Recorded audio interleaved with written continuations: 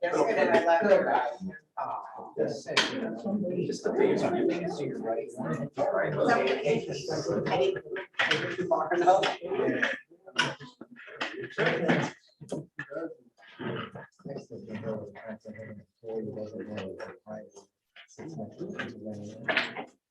And that's the product for educational.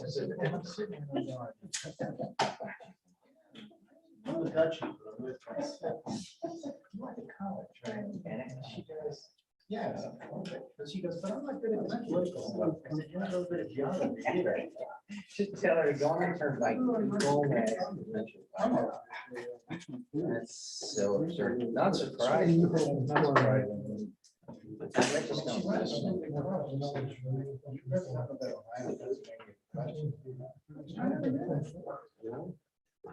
I can just, I said, I'm hoping for Secret Santa's or something. This is the same. My daughter, my youngest,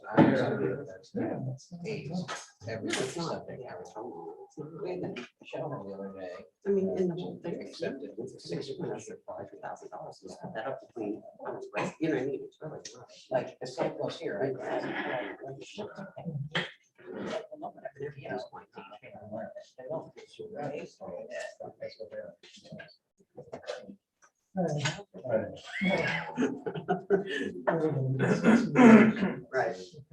Yeah.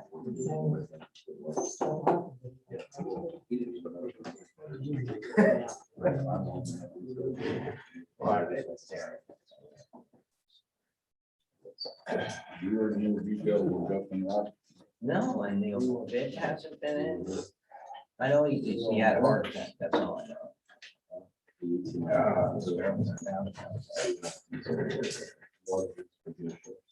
Yeah, he was 2 years from retirement, working 60 hours, contact 20 years, all that. When he bought a home in Florida. Like, was he your grade? Yeah, We are live. all right. Right now? Started. Yeah. And we can easy talk, so. Sorry about that. Muhlenberg Township Board of Commissioners meeting for Saturday, October 23rd, 2021. Order, all please rise and pledge.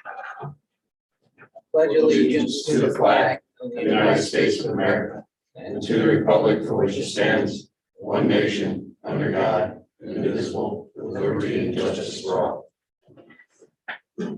Thank you, everybody. We have a couple items before we go to the budget that we need to ratify. And then for everybody, I mean, try to make this as informal as possible. So food out there, go to the bathroom when you feel, the need to, and we'll try to get through this in a timely manner. But under new business, we do need a motion to ratify the acceptance of the resignation of Brian Harris effective September 13th, 2021. Second. All those in favor signify by saying aye. Aye. No, if any, ayes have it, so ordered. A motion to ratify the board authorization for Jim Bobek to enter into an agreement with the law firm Barley Snyder to respond to the MTPLO impasse letter. Move. Second. All those in favor signify by saying aye. Aye. No, if any, the ayes have it, so ordered. Motion to ratify the purchase of the 2020 Chevy Silverado 550 from Bob Fisher Chevrolet in the amount of $70,285. Move. Second. All those in favor signify by saying aye. Aye. No, if any, the ayes have it, so ordered. Motion to ratify the promotion of Jim Bobek to township manager at a salary of $110,000 a year. Second. All those in favor signify by saying aye. Aye. No, if any. Ayes have it, so ordered. All right, so 2022 budget.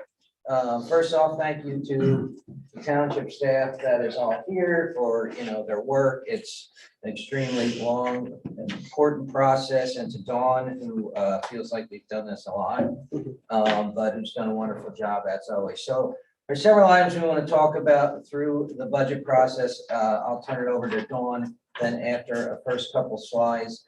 We also want to talk about the American CARES Act and Rescue Act money that we're receiving. As you know, the township will receive $2 million We already received $1 million, I believe, but you have to, as unfortunate as it is you have to keep that really out of this conversation.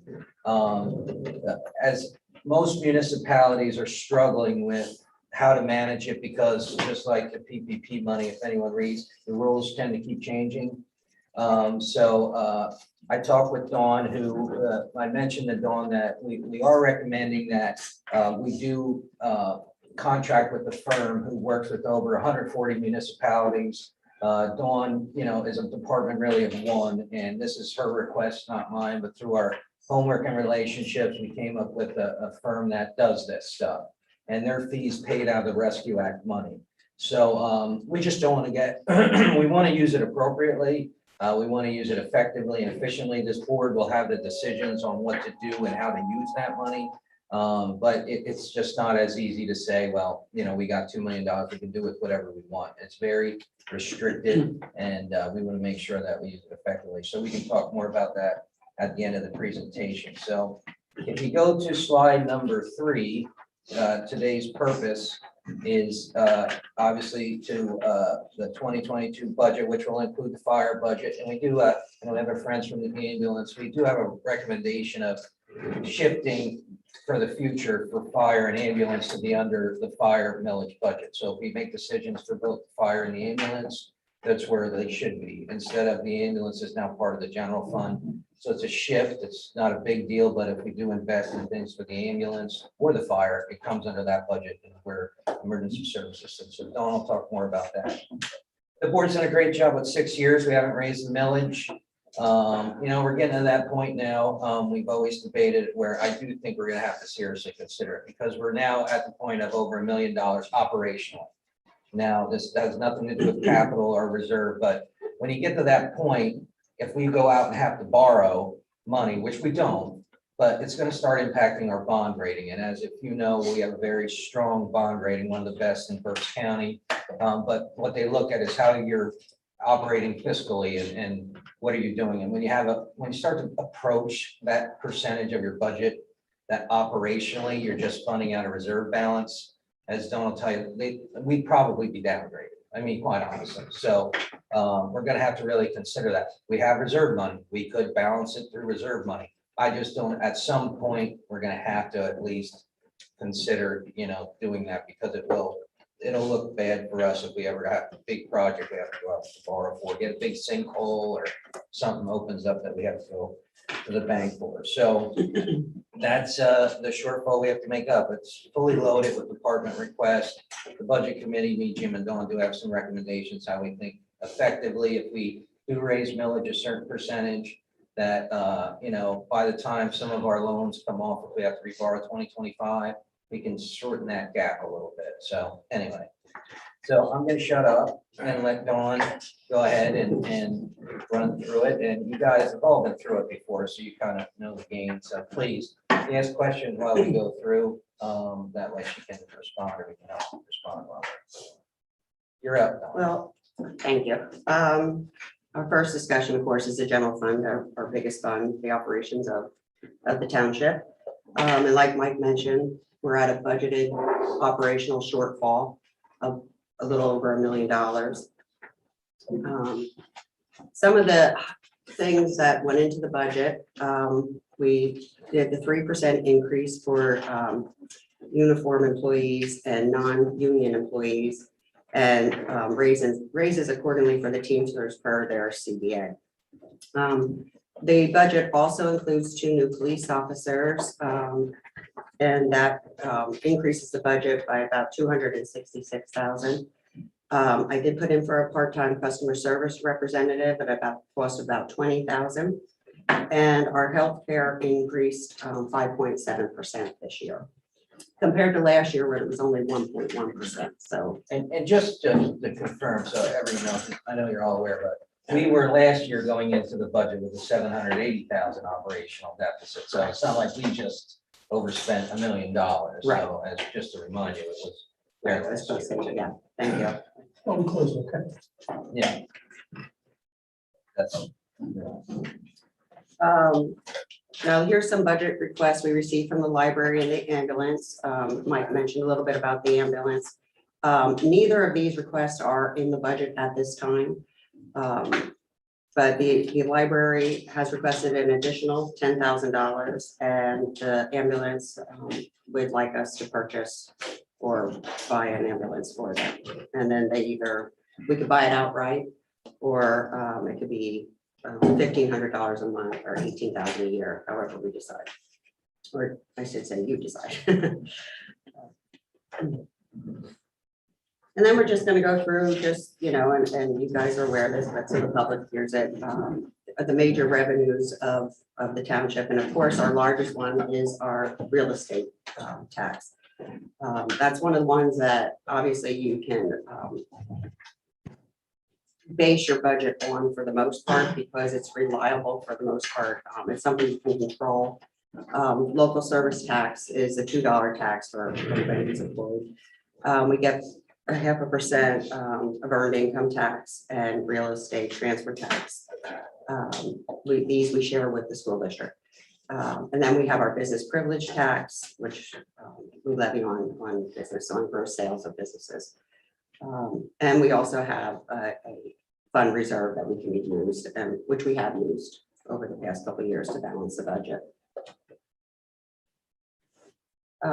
Real estate real estate tax has always been budgeted for as many years as I've almost been here, except for, when we increased the millage at 4.7. That's a good number. Usually we're right on target or we go a little over it, but it usually maintains that number. And again, our millage group is currently at 4.4 mils. And the average collected, which I put there since 2015, the year we did raise the tax, is just a little over the 4.7. And we don't have the new assessed value, but the assessed value, the average assessed value from 15 to 2021 is just a little over $1 billion. And here's just a little chart illustrating the real estate tax revenue, where we're at right now. We have a little bit to go. I'm hoping that we do hit the 4.7 this year.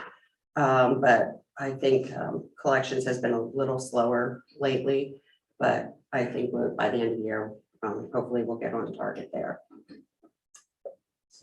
And then here is just the assessed value. And you can see in 16, it was pretty high and it went down for a few years. We're slowly creeping back up.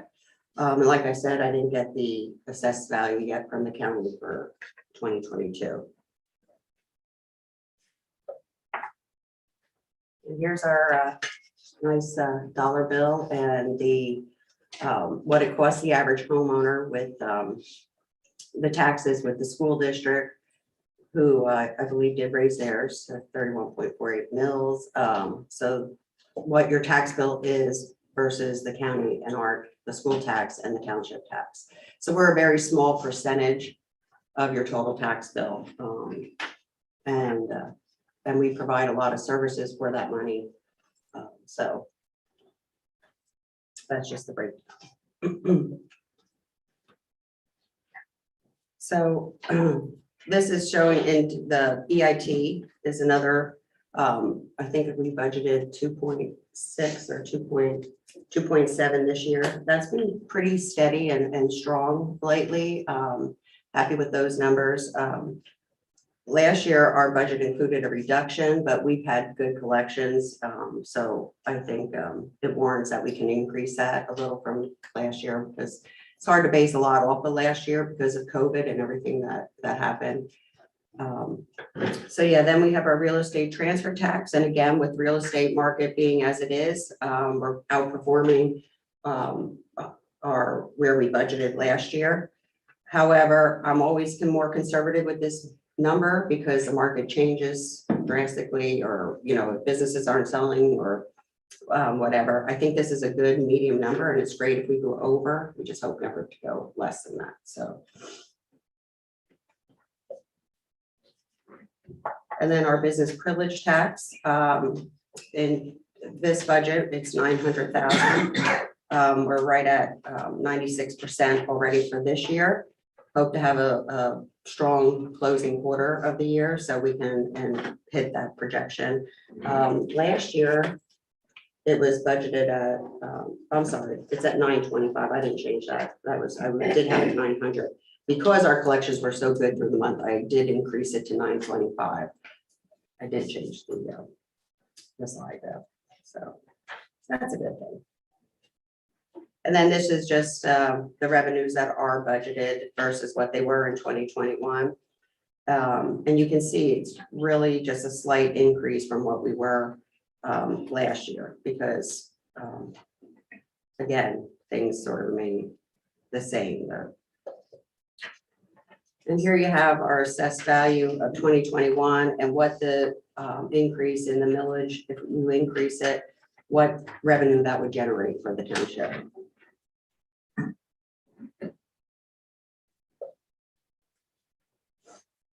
Okay.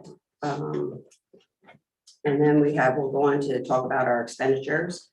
The expenditures really only increased 310% over last year's budget. And like Mike mentioned, we did have almost an 800,000 shortfall. Adding the additional 300,000 puts us over the million. I graduated from Muhlenberg and I can even do that. The largest functional area of the township is public safety, our police department. And under them, we have and our volunteer fire, but fire is covered under the fire tax and public works. Those are our two operational big areas of the township. And also the general fund does finance all the capital projects out of the reserve. We very seldom borrow for a project unless it's big, like, you know, building the building, so doing roads. And again, most of the expenditures of the 16 million in expenditures is for personnel, the people. Yeah, the increase in the wages, the 5.7 increase in healthcare. And again, it does include the 2 new police officers and a part-time person. Non-personnel costs, operating expenses increased 4%. We have 1.2 million in annual debt service. And these budget expenditures in this 16 million does not include any transfer to capital, to include any capital purchases. And here it's just the breakdown of the different departments and what their budget, their expenditures come to. And again, compared to last year, like I said, it only increased by 310.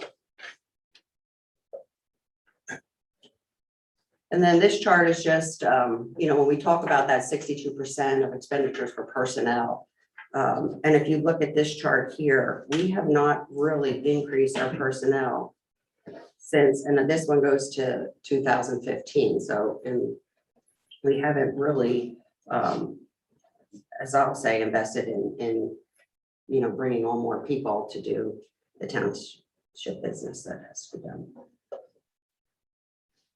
And then here we have the fund balance. We have the budget stabilization of 3 million, which we haven't changed yet since we created that, and the emergency reserve of 500,000. So at the end of 2020, the unassigned balance that can be used for your capital and some of your other things that you want to do and to balance the budget is slightly under 4 million. And Dawn, what are you, we talked about what you're projecting it to be at the end of 2021, about 900,000 less.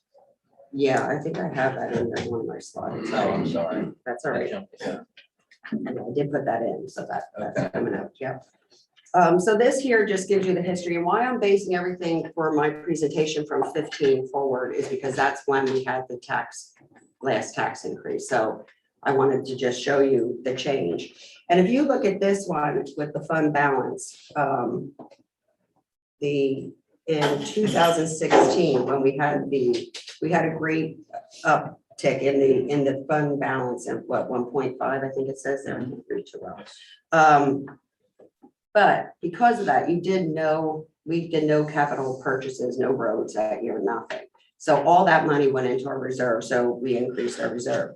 Now, since then, we had slight increases because every year we're investing, almost 800 to 900,000 in capital, which is quite amazing, and not having raised the taxes.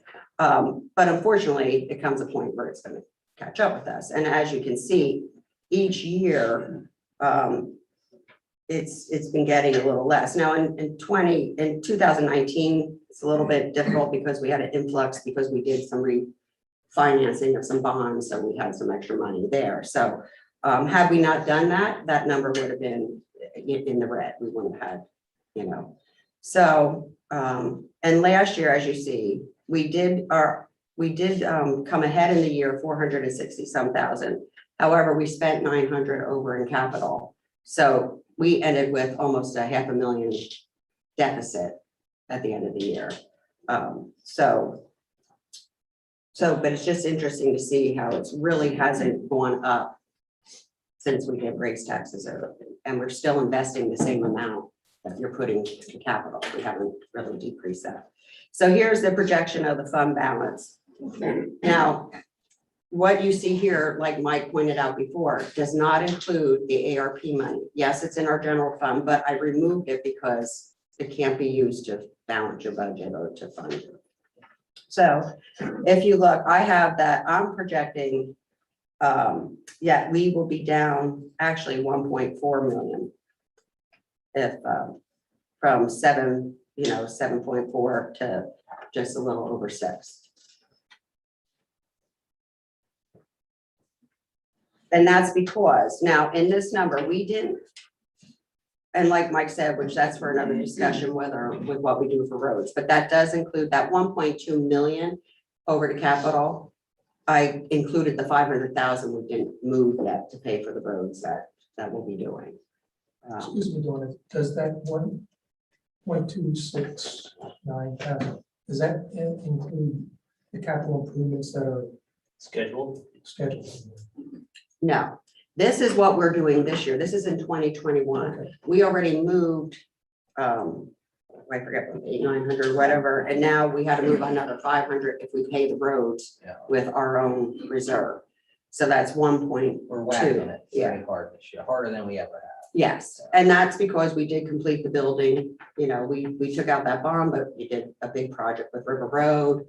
We did the Public Works building, beautiful building, but they come at a cost. And so we paid for the rest of this building and then the roads. So that is, if we move the 500,000, that is the realistic number though. That's what we will have transferred. The only one that's questionable, are we going to end with 158,000 operational deficit or come a little bit ahead? But the 1.2 is still a real number, and And then this is just like Mike talked about or started to with the ARP, the coronavirus recovery money that the government gave out. We were awarded a little over 2 million. And it has to be spent by December 31st of 2025. So we got $1 million in, I believe, June of this year. And I think we're supposed to get the next $1 million at the same time in If the 2022. board agrees, if we hire the accounting firm to help us, what we'll do then is we'll engage them, and we'll Dawn well and Jim, engage them to list what we can and use. That's a whole different meeting we'll have to have a conversation on. Because there's, well, they can reimburse payroll, Brian thought we could, but you can't just put it in the general fund and say, well, this was COVID, and even still, it's a very small percentage of it. So what we'll have to do, because there's some stormwater stuff we think we can do, there's some capital stuff we think we can do, but we're just not experts at it. And I know Paul Jansen and the centers tried to help, but they're all engaging firms to help them too. That way, if we do something, how should I say, if we allocate the money and they approve it, the liability is really on them. We just don't have the in-house expertise to do it. So, yeah, that will be how how this board wants to spend that money. It's our decision. It's just, we want to make sure that we're getting the right advice and not just winging it and saying we're going to do it and then we're screwed. We spend $1 million on something that's not reimbursable, and then we have to pay it out of our general fund. So, but I don't want to say excited, we think we can get some projects done with it. Yes. But we have to just keep that conversation out of this one. Right. As much as hard it is, because we're in $1 million shortfall, it's just a whole different thing we have to talk about. Is there an estimated cost of what this firm's gonna cost Yeah. us to tell us how to spend money that we're getting? Yeah, because I think it's a 4-year deal, Yeah, so well- it covers it. Yeah, we'll send it to you. Yeah, But you yeah. can read it. Good question. Yeah. That's a good question, because, It's, you know, I mean, it's crazy, isn't it? Yeah. well, it is. They're giving us money, which was ours in the first place. And then we've got to hire somebody to tell us how to spend. Well, you want to make sure you're spending it correctly, because the rules are constantly changing, and like Mike said, as much as I would like to devote my time to this, it's hard enough keeping up with this. That's why we hire a CPA firm to do our, I mean, we're required to do an audit, but people who don't have to, because they can keep up with the ever-changing rules and the government, what they want. And so the fraction that probably this is going to cost is very minimal to doing it right and not getting where we do have to reimburse something, or if we don't spend the money in a timely fashion. I mean, you know, we're all busy, and, you know, here we are, October of 2021 already, and talking about a budget. It just seems like, you know, it's just yesterday we were doing last year's or whatever. So I'm just saying, like, time goes by so fast. And like I was telling Mike, at the end of October, we were supposed to respond on something with the million or whatever that we received and do a report. Now, they did just change that again, but that's what I'm saying. These things are changing constantly. So I think it's just going to be more difficult for me and my staff, or even Jim, with everything else we have going on, to keep up with these things. It'd be nice to have a firm to tell us that we're doing it correctly. And again, if we don't spend the money, then you got to return it too. So I just think it's No, we're gonna spend it. right. They will have, That's a no-brainer, but my question would be, have you reached out to anyone else as far as municipalities, Paul Jansen or what have you? What's everybody else doing? Well, a lot of the Every municipalities, municipality that's getting this money, are they gonna have to hire this CPA? well, a lot of people may be using their own CPA. Rhinesville did not reach out to me. I do know Herbine's doing it for some people, but it does come at an expense. They're not doing it for free. Whether you're I your got audit that. firm or not, they're gonna charge you. I got that, but I'd like to hear some type of number, what it's gonna cost us, and what is everybody else doing? Sure. Yeah. Everybody's getting We can this send that, this money, yeah. correct? What's that? Every other municipality is getting this money. Sure. Correct. What are they doing? Okay. Well, yeah, all I can tell you is from my experience that, well, this firm in particular, and we have no allegiance to this firm, we just want to help, because Dawn and Jim can't do it, is Right. the money that they charge is paid out of those funds, which is nice, because it's not out of the township money, it's out of the money we're given. I hear you, Butch, but if you guys don't want to hire anybody here, because I mean, this group is dealing with 140 municipalities already. Herbine has, I think, like 20. So I don't Right. think Rhinestone's doing it. I don't think they are. You guys will send you the proposal. I don't believe we can effectively do it in-house. I just don't. Well, I understand that. Sure. And I'm okay with that, but I'd like to hear the price too. Sure. I don't care if we should bring the guy in to talk to us. I Yeah. mean, he can come Yeah, in we and could do that. do a presentation. I Mhm. mean, I don't like, Yeah. whatever you guys want to do, but if we're gonna put this on Dawn and Jim to do it, then it's gonna take up a lot of their time to do it. I'm just, that's the feedback I got from Dawn. Mhm. So, There's a lot, I think Where I'm there's a going- lot of legalese in it. Seriously, you would think that, our representatives in Congress or our state senators would have a number at their office that you could call to say, okay, the government's giving us this money, you're setting guidelines, you should be telling us and guiding us on how we can and cannot use it. But they're not gonna do that. So, I mean, it's akin to having, just legal advice, having a counselor to advise us on legal things. And if things keep changing, if the rules keep changing, Mhm. it's would be difficult. I understand the concern is that, okay, if you're gonna get X number of dollars and now we have to hire somebody out of those funds to tell us how to spend the funds, it seems a little ludicrous. But if it's Real something, ludicrous. But, you know, I don't know another way around it either. I can tell you, most municipalities around here are using somebody. I just don't know who they're all using. I didn't, I know, I talk to Spring Township a lot, so I know they're using Herbine right now, I believe. So, but that's their auditing firm, so. To me, the dilemma is we're getting 2 million from the federal government. Mhm, We're gonna have $1 million shortfall. mhm, We're talking about raising taxes. correct. I'm already hot on the school system because they got 5.5 million Mhm, from the Fed. And they raised taxes. I don't want to do that. mhm. I would like to know what it's gonna cost us to get $2 million. Is it gonna cost us $1 million to get another million? What is it gonna cost? And I don't want to raise the taxes if we'll have $2 million coming to us. Okay, so we raise the taxes, we get $2 million, then we're gonna lower the taxes? What are We have gonna $2 do? million, but we can't spend it on, I got this that, is, right, I got that, I get that, right. So we're at an operational shortfall. I got that. This is gonna help us with capital stuff, but it's not gonna help our operations. $2 million won't help. It will help that you don't have to invest as much in your capital, but we don't know what this all can be used for. So that's part of I the reason of understand having a that, firm, but we're right? talking about raising taxes. I get that. One thing that happens with taxes is they never go down. Mhm. And because of this money that we may be able to get, but we have no idea how much it's gonna cost us to get it. I don't wanna raise taxes because that $2 million comes in, that ship comes in. Now we've already raised the taxes. The school raised their damn taxes 2.4%. They got 5.5 million from the freaking federal government.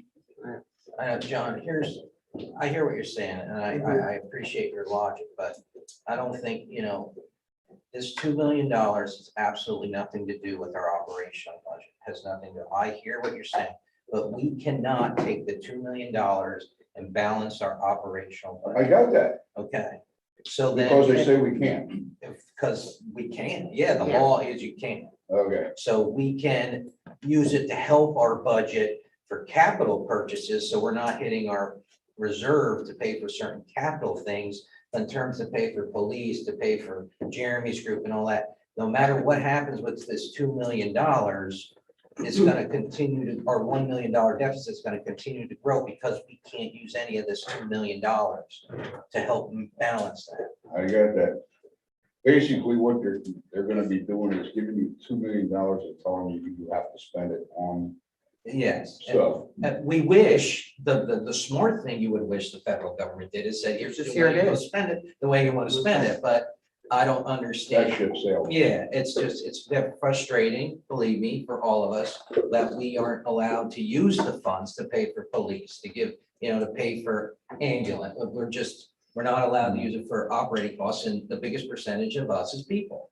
And they just won't, it's so absurd that they just won't allow us to do that, from my understanding of the Rescue Act money and what we're being told. So I hear you, it's ridiculous, but it is what it is. So we have to make a decision of keeping this totally aside. Do we want to not reduce our operational budget and use fund balance to balance the budget and take what capital we can out of this money, right, and spend it? So that's the decision we have to make, because if we don't raise millage, but look, we didn't do it for how long, that 1.1 million is gonna grow.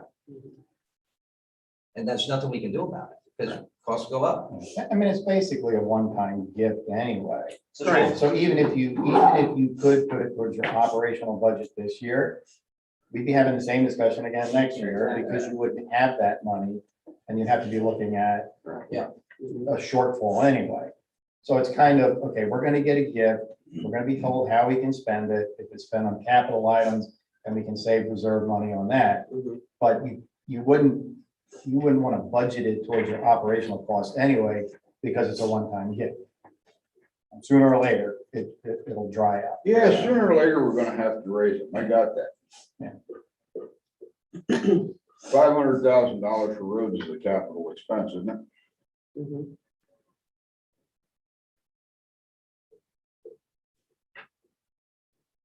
We're gonna be spending it on roads, aren't we? We don't know if we can spend it on roads yet. We Is that don't correct? know. We That's what we think gotta find out. infrastructure is included, but we don't know the perimeters of the infrastructure you're allowed to use it As on. we're That's saying, what it it's- maybe but- storm, has to relate to Stormwater, stormwater, yeah. environmental. Probably bridges. Yeah. I don't know. I'm So no we, expert in it, we but would love to say yes, but we're not totally sure because it's pretty vague out there. I think that's why this firm, knows more, but what they put out there, what the Department of Treasury puts out there, it Yeah. doesn't spell it out. We just want to make sure that if we say it can be roads, it is roads and we're allowed to say it's. I know our friends from the ambulance are here. We're not sure. We may be able to Buy buy an the ambulance, ambulance out of right. it. Yeah. We're not 100% sure those rules yet because they're because it's not a township ambulance crew and they're their own, like there's would that be considered a donate? We can't just give it to the library either, or give it to the ambulance, but if we bought the ambulance and put it under, and leased it to them for $1, which I think we should do anyway, but that's a whole other conversation, but we may be able to use the money for that. Right. So we don't know, and none of us are experts at it, so. Right. It's a Walmart gift card If when we need cash. you have to spend, and I'd love Butch to say, hey, Jeremy, go do $1 million of roads too, if we could do that. Right. Do it. You know?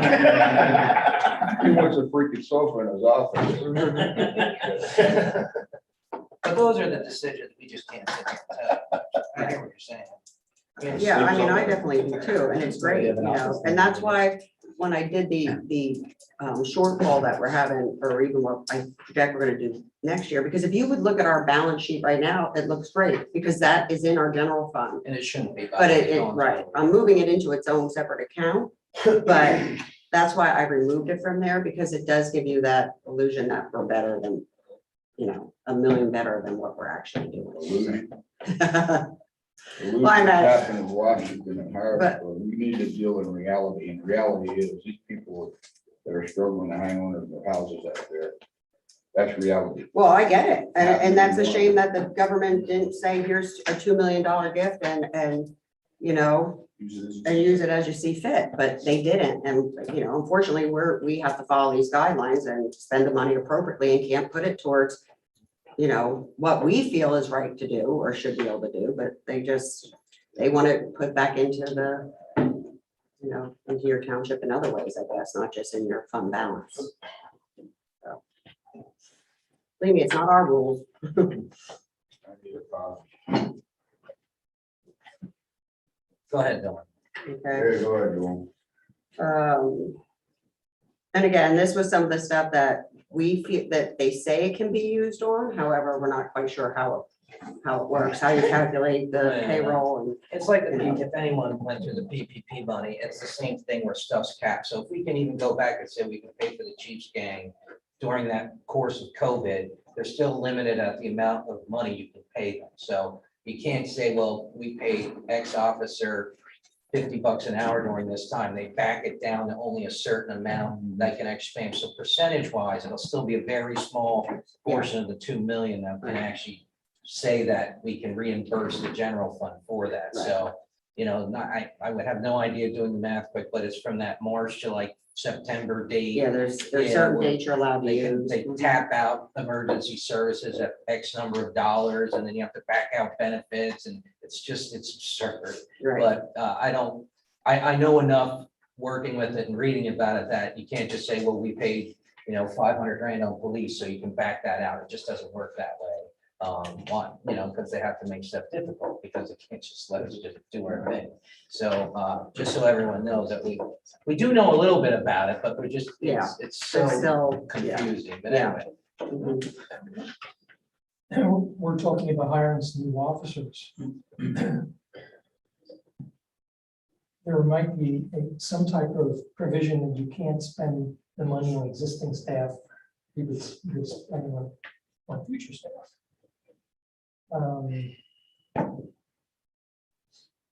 We should think about that before we hire.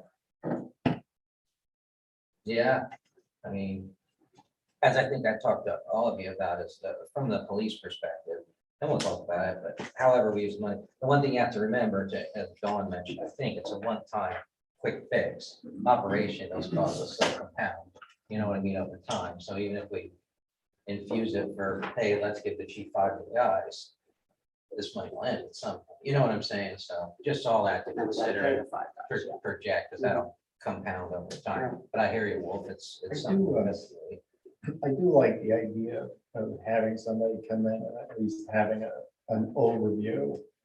Yeah, I think we should. I think that would be good. Before we even make any formal decisions, I mean, to have an overview of what you can or can't do, help us make decisions on where we can spend it and where we can't. I'll reach out to the gentleman who reached out to Dawn and I from like the company in Harrisburg that does it, and I'll have him at the next township meeting. And we'll tell him to do it pretty soon. He can talk to us Yeah. about it. And that would be a perfect time to ask Yeah, this then Butch question. can ask all the Yeah, how questions. much, okay, Yeah. what kind of percentage do you guys get for this? We have 3.9 in reserve. Correct? 2.5 after this year. 2.5 after this year. So if we do nothing with millage, just in theory, that will be not even spending one dime on capital, that will be down to 1.5. So I'm doing that, right? It's pretty good. Walk and talk and calculator. We're all gonna come up with all this money. But that's the dilemma. If it continues at that rate, how many years? What, 2, 3 years before it's dried up? Mhm. And then you'll have no choice but to raise it. Then you'll have to raise it much more than what we're recommending. Why don't we go through the rest of this Yeah. part? Go ahead, let's go on to the fire fund, Dawn.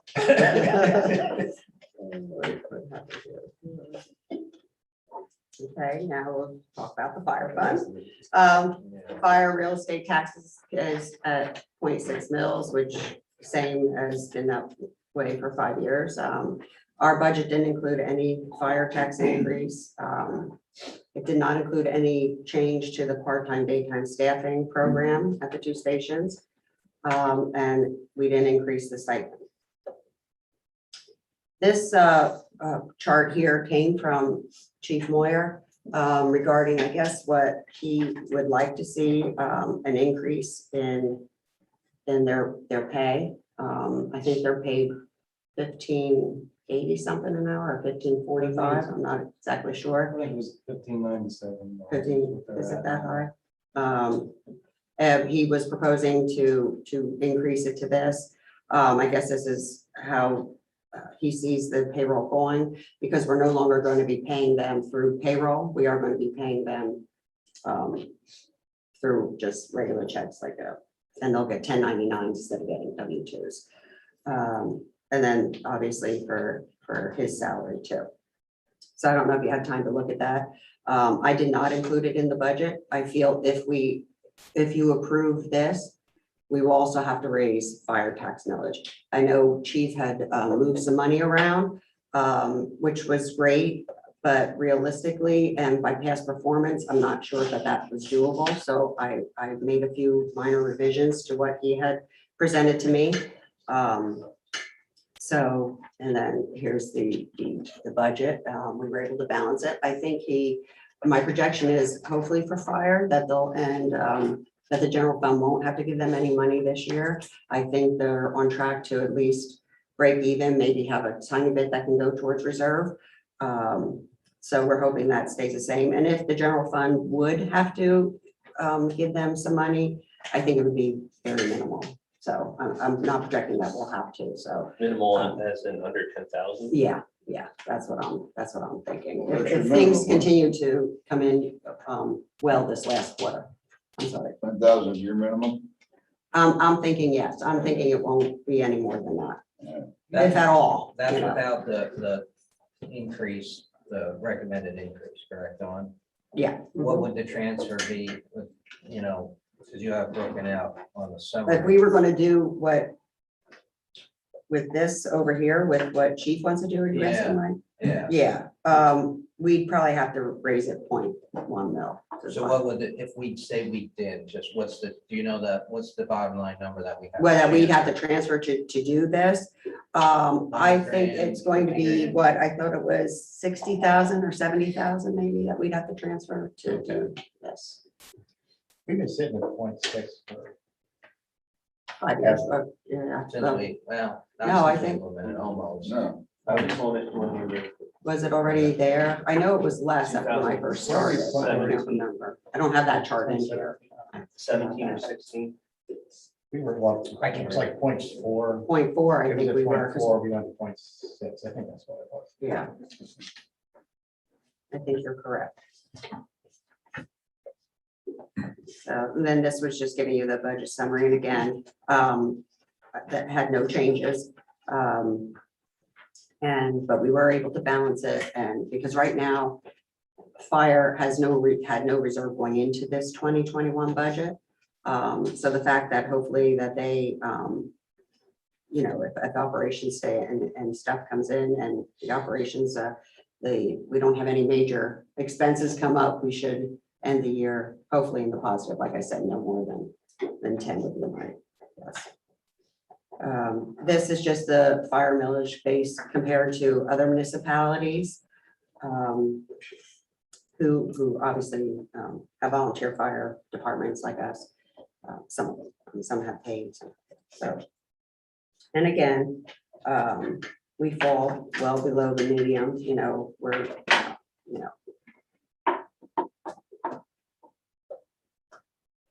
and then this is the same chart showing you what the millage increase would bring into the fire.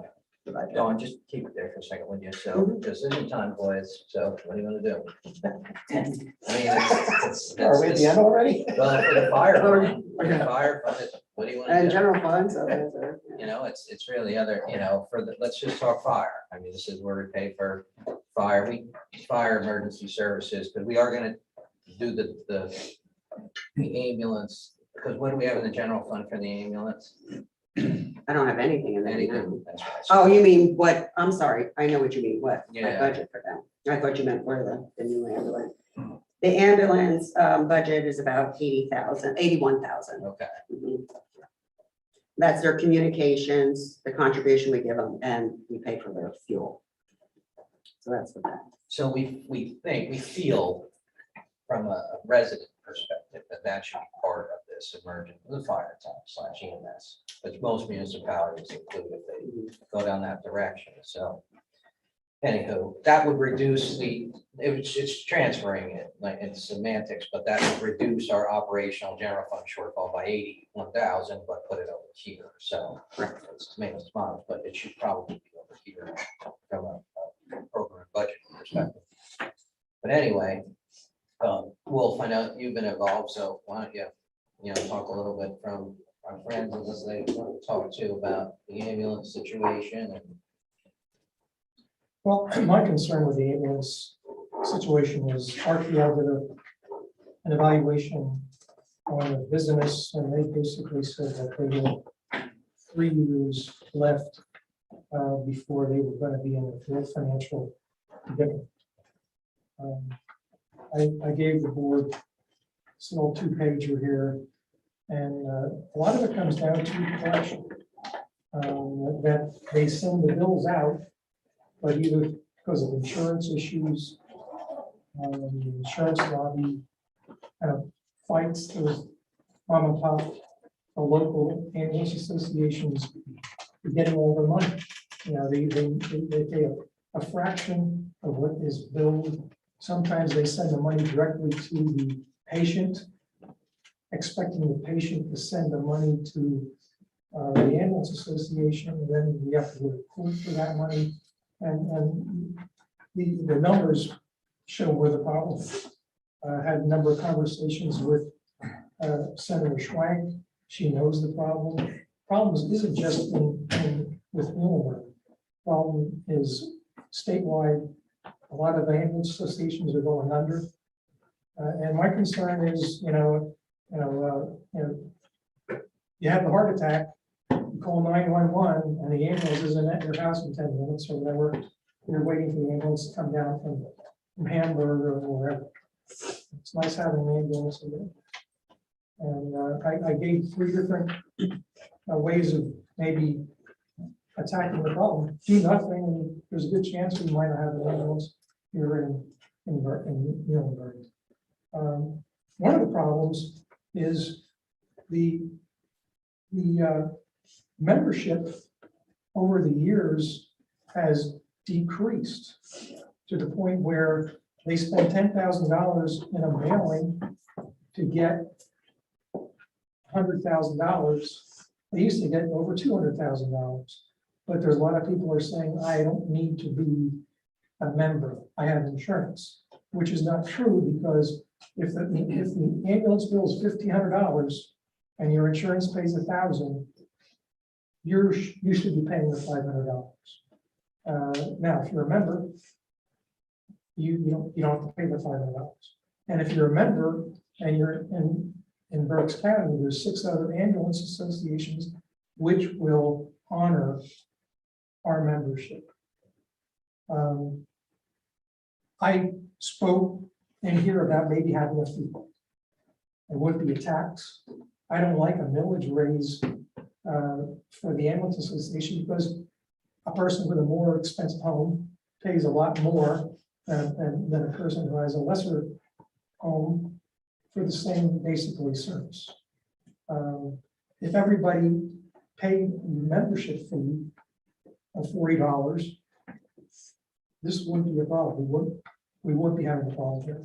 I know Jody Heckman's here, Chris Murray's here. They can echo some of the things that I'm saying. But I think what we have to do, there was 2 issues. One is the ambulance.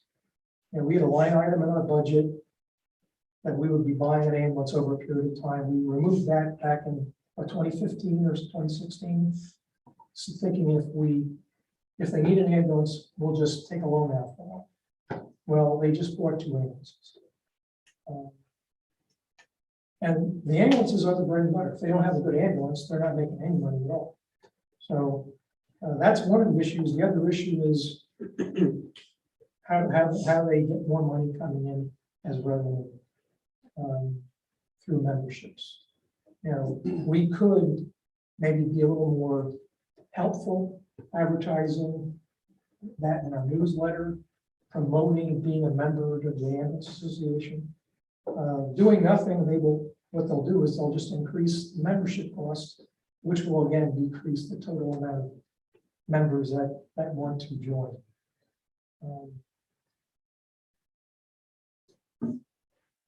What You we guys want to say anything? what we had looked at and what we had kind of asked for was currently other municipalities, other ambulance services, Western Berks, what was Southern Berks is now Town Health. I guess those are the 2 biggest ones at this point in time. What they did was they went to the municipalities and they asked to put that fee of what you charge for your ambulance service into, whether you call it the tax base, you call it a per capita fee, whatever it may be.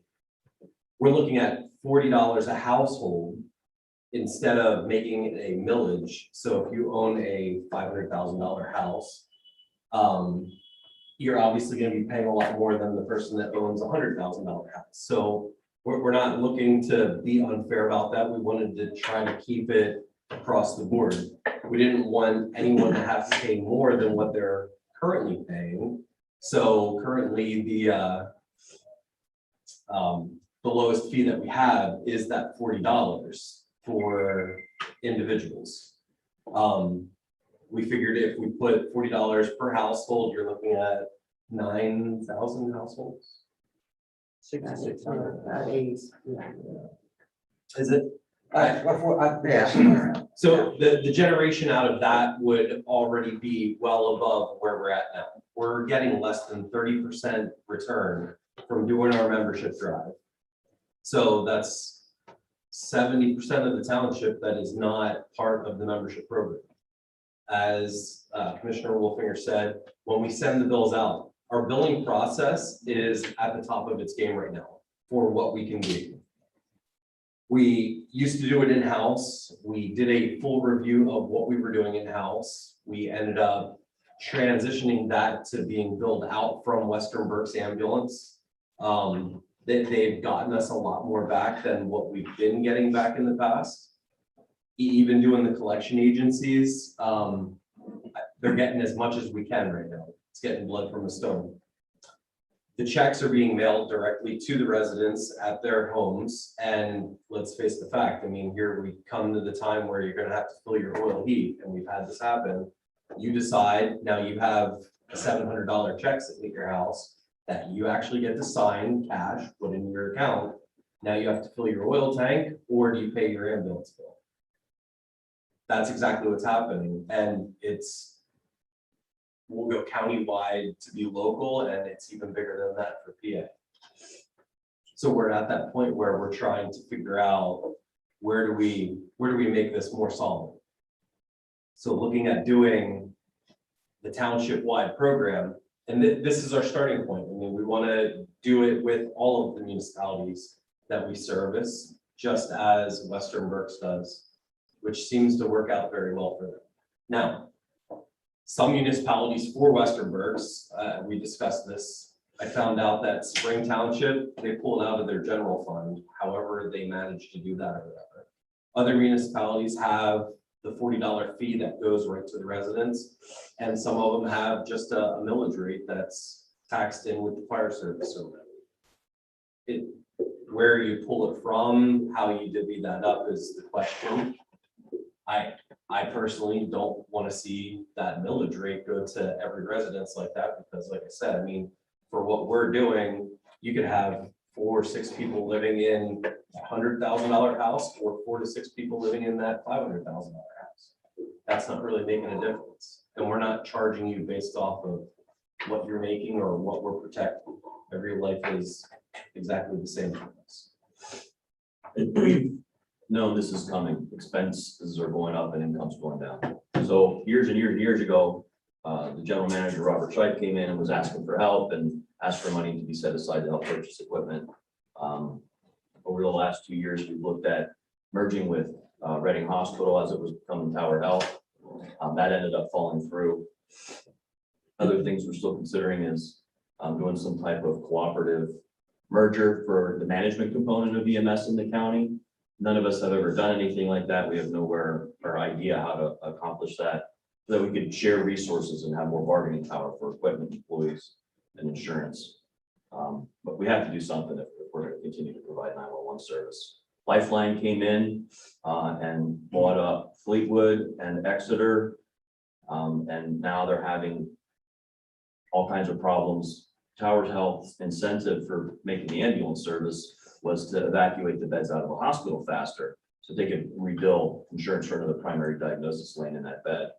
Before, there was a collaboration and affiliation between 3 large agencies that were doing that, and it was about a 3-hour turnaround. If a nurse said, hey, Mr. Jones is discharged, get him out of here, it took them about 3 hours to get an ambulance there, because they were pulling from their 911 side, because they didn't have dedicated transport trucks. Tower wanted dedicated transport trucks so they could get those beds empty in 30 minutes. But the hospital staff said, if we do that, it's going to reduce the income by about 51% to these 3 agencies, and they would essentially have to close. So Tower wanted their own transport trucks.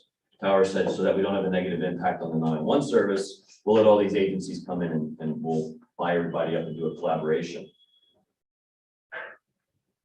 Tower's business side decided to not stay true to their promises about this collaboration. Most of us ended up backing out of the merger, and now the municipalities that were being served by the agencies that went into Tower Health have now recontracted with Western Berks to provide 911. This Tower Health was pulling 911 trucks out of the community to do transports.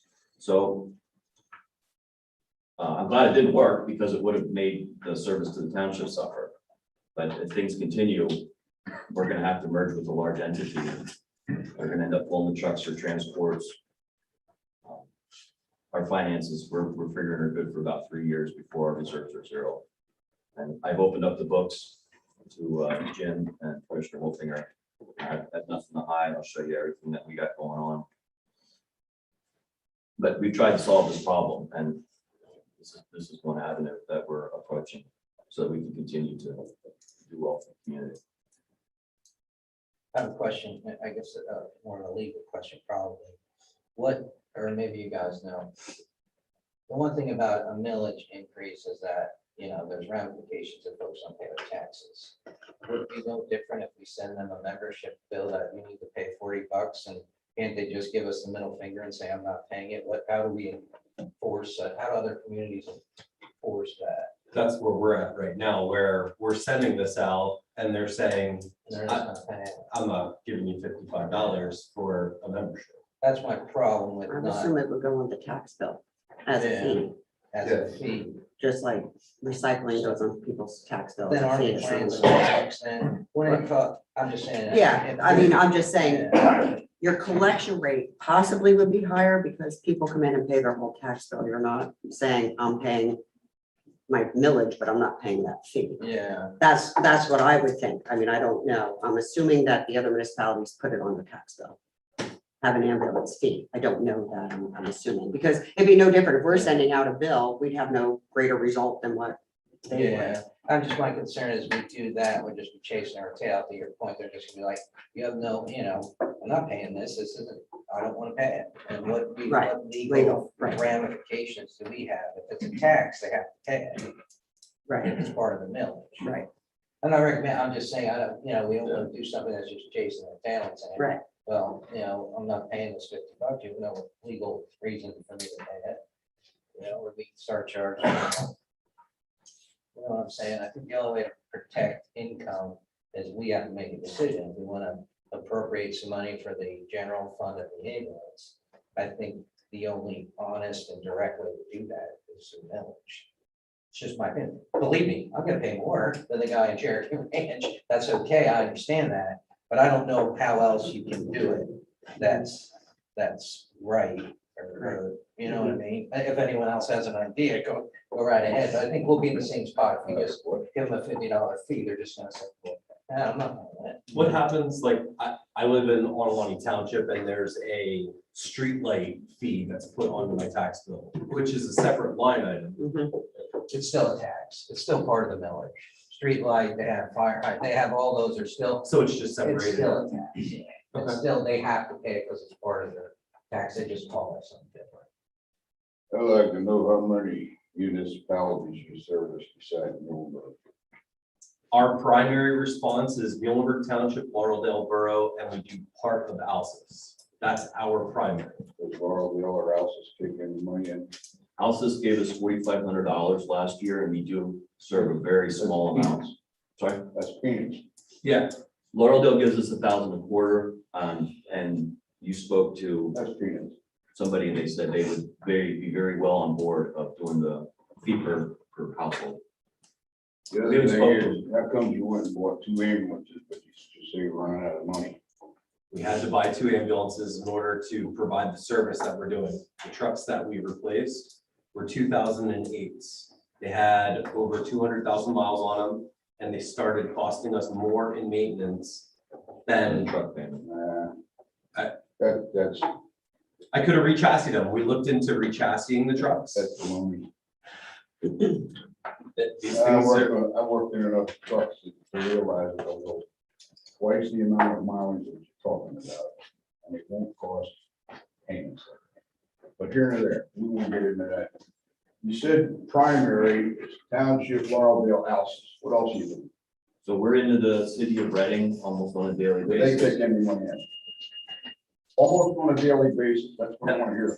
so our backup, our percentage rates for going into other municipalities, we cover secondary for Onalani, Leesport, so Northern Berks, the Leesport truck, the Blandon truck. We back them up as secondary.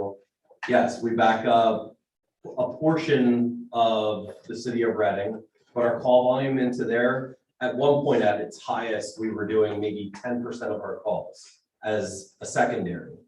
They added a 4th truck into the city, and our volume going into the city is not nearly as bad as what it was. We have to provide that backup coverage. It's emergency service and we have to do it. It's part of our license. It's almost a wash, the amount of times that we go out of our primary area to provide assistance versus the amount that come in to Muhlenberg to cover us when our 2 trucks are out on a crash on 2.2.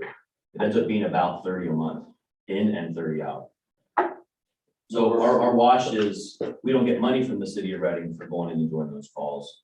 but they come out and cover almost equal amount that we go in and cover for them. Plus, when you go out on a call, theoretically, you're making money. When you go out to Exeter and the insurance company's gonna pay you the money, that's money that's coming in the deal. And then we also have a county-wide mutual aid agreement, meaning if the lease-port truck comes down to serve Muhlenberg Township, we honor each other's subscription. So Muhlenberg Township is 12 square miles. All right. If the ambulances never left Muhlenberg Township, it would cost us so much. The same.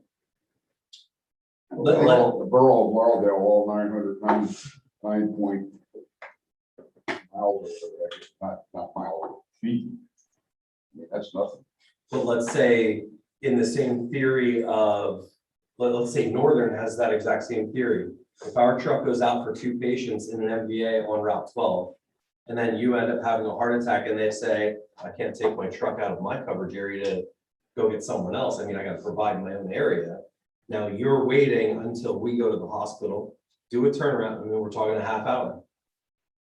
I got So we have to provide that I got backup. that. it's actually the law. We actually tried to snake our way out of putting both of our trucks into the city at the same time, and there's just no legal way to do it. Well, you've done it, right? Well, there you have it. Now you got 2 ambulances in the city already. And we have no service in the township. I had the same issue with the fire department because it was sending the trucks to Fern Township more than they were in Muhlenberg Township. But yet, we're asking our residents to pay for this. We're giving them something for it. We're making them members of the ambulance that you do not have to worry about. If insurance only pays 80% of your bill, that's 20% that you're technically responsible for that you're not gonna have to pay. So let's say it's $200 I got that, for that $40 tax. but there's Or fee. two ambulances in the city of Reading at the same time. We don't have any service. We can never judge where the emergencies are gonna happen. That's the I unfortunate understand part. that. I'm talking about tax dollars, residents trying to hang on their houses. That's what I'm talking about, period. Yeah, you're out there running the ambulance all over the county, getting insurances from everybody else, it's a business. It should be ran as a business, correct? It is. Is it? We're in a business of providing services for this township, but we don't want to pay through the notice for it. And if somebody else is supposed to be kicking up, have you went to Alsace Manor, for example, or Alsace Township, to get any more money? That's a chicken shit, really. They ought to be ashamed. We literally, at this point, since the whole fire company dissolved up there and whatnot, being that Mount Penn came in and did the run cards up there, they took us, we used to run all the way up past Mount Laurel Road, all the way up Pricetown. And then it expanded out side to side from that. Everything was done time-wise through Google Maps. I'm the one that did that. When they came in and redid all those run cards, we got back down to Skyline Drive and we barely looped back to the township. So $4,500 to cover a mile, 2 miles up the road and across. Commissioner Lee, I've been following the numbers for the last 4 years or so since I've been a liaison, and it comes down pretty standard. 75% of their calls are in Muhlenberg. At 14% are Laurelville, then the remainder is outside. So we're talking 75 to 14, 89% or so happen within Muhlenberg. Not enough to change. And you're gonna have to, when you say don't go out, you guys that are getting paid will wait for the call. Well, they're not leaving their house to go on an ambulance call, they're there. So, Yeah, I got that. one way or the other, you're paying. Okay, take the equipment aside, take the capital out of it. So operationally, what are you saying support they would need to maintain getting their, being out of business? What's that number? I guess what I'm asking. Yeah. I mean, the number could be infinite. They could, what's the number that is the smart number that the township can invest in our ambulance service operationally taking all the capital stuff out. When we were talking about $300,000 for the $40 per household. Not $300,000. We were looking at it twofold, so $70,000 was the deficit last year. Looking about the same this year. Now, last year was $70,000, however, it was only projected to be 10 or 20. Zero. Oh, it was zero, and we ended up with a 70% deficit with how everything worked out with COVID. And this year, we're already at $70,000 for a deficit in doing the budget. So God forbid that ends up working out the way that last year did. Who knows if it's COVID or whatever it may be, just insurance payments in general. We could be 140 in the hole. And you won't be getting a PPE money you did last year. That was 180. So I'm just trying to wrap my hands around that. What we need to do also is the 27% return we had last year of the subscription was about $100,000. And then we also asked if anybody wants to donate any extra money. We ended up getting about 40,000 in donations. So that's about $140,000. If we make every resident a member, that $140,000 from our subscription is going to be gone. Plus, we're going to have to take into consideration the amount of calls that are being residents that are going to have to get written off. You said there was no way to form like consortium. I would love to. That's how most of the rest of the nation works, even other commonwealths like Virginia Right. run off of the county taxes to make county entities. Yeah. but welcome to being PA at Commonwealth, and it's a lot more difficult. Nobody has, everything together. nobody has the authority or the power to say, okay, we're gonna make a county EMS system. I have a question. Go ahead. If we attach a fee, a tax, $40 per household, $300,000. Okay. We would no longer have to pay your fuel, contribute 10,000, or pay your county communication, correct? Or not? You But don't if have you, that if you factored stop in? paying that, that's not in my budget. So if Okay. you stop paying that, that's gonna have to get So out. technically, we'll be, okay, not we, because if we do a fee, it would be the residents, but, okay, I just wanted to see if that would be beneficial to us also by bidding the $40 So fee. you're saying a $40 household and then plus we have to pay all the other things? Radio. Well, I was asking him that, I wasn't Did we get sure. an answer on that? Yeah, he did answer me. We were He looking did. at the continuation of the original support where we were at. The $40 that we're asking for is for the membership to Okay, be put into the tax base instead of doing. And then additionally, The mail. pay the other stuff, if you want, and the radio? Yes, sir. What, do you have it broken down? What of that 80, what is radio and what is fuel? fuel, we have, the radio is 40 some, I think, the communications, which that comes from the county, we can't. Communication went up to 45, almost 46, they increased, communications went up, what percentage, 8% or something this year, I think that there was 8% of. 25 I have budgeted for fuel, and then our 10,000 contribution. And that 46K for communication, does the county bill you that based on the number of 911 EMS calls? What is that based on, Chief, do you know? I just know we get a county communication bill, I don't Yeah, I don't really think have it's per that. culture. No, I think it's population. I think, Yeah. yeah, I think so Pretty too. sure it's based Yeah. on population, because ours went up, yours went up. Yeah, because we get it all in one bill. We get the thing. Is that $45,000 for fire, police, and EMS? Mhm. That's just EMS. Fire has their own, and then police has their own. Dawn, what's our trash bill return rate?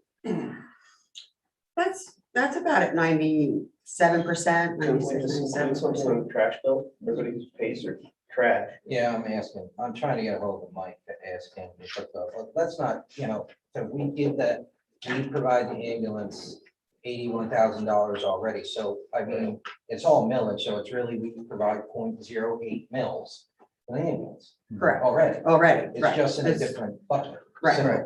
if we just, it's millage, it's all comes from the same place, so it's how much more do we want to support them operationally, or we don't, or, and then the whole capital with an ambulance is a whole different conversation. Well, and the arguments about where they run, how often they run, who covers in return. It's the same kind of conversation we've had with the fire company over the years. And I think part of our energy is wasted in having an argument with those entities because how they run or where they have to run and what kind of support they run is governed from the Commonwealth. And that's where that focus needs to be. And I think we've been trying to do that over the years.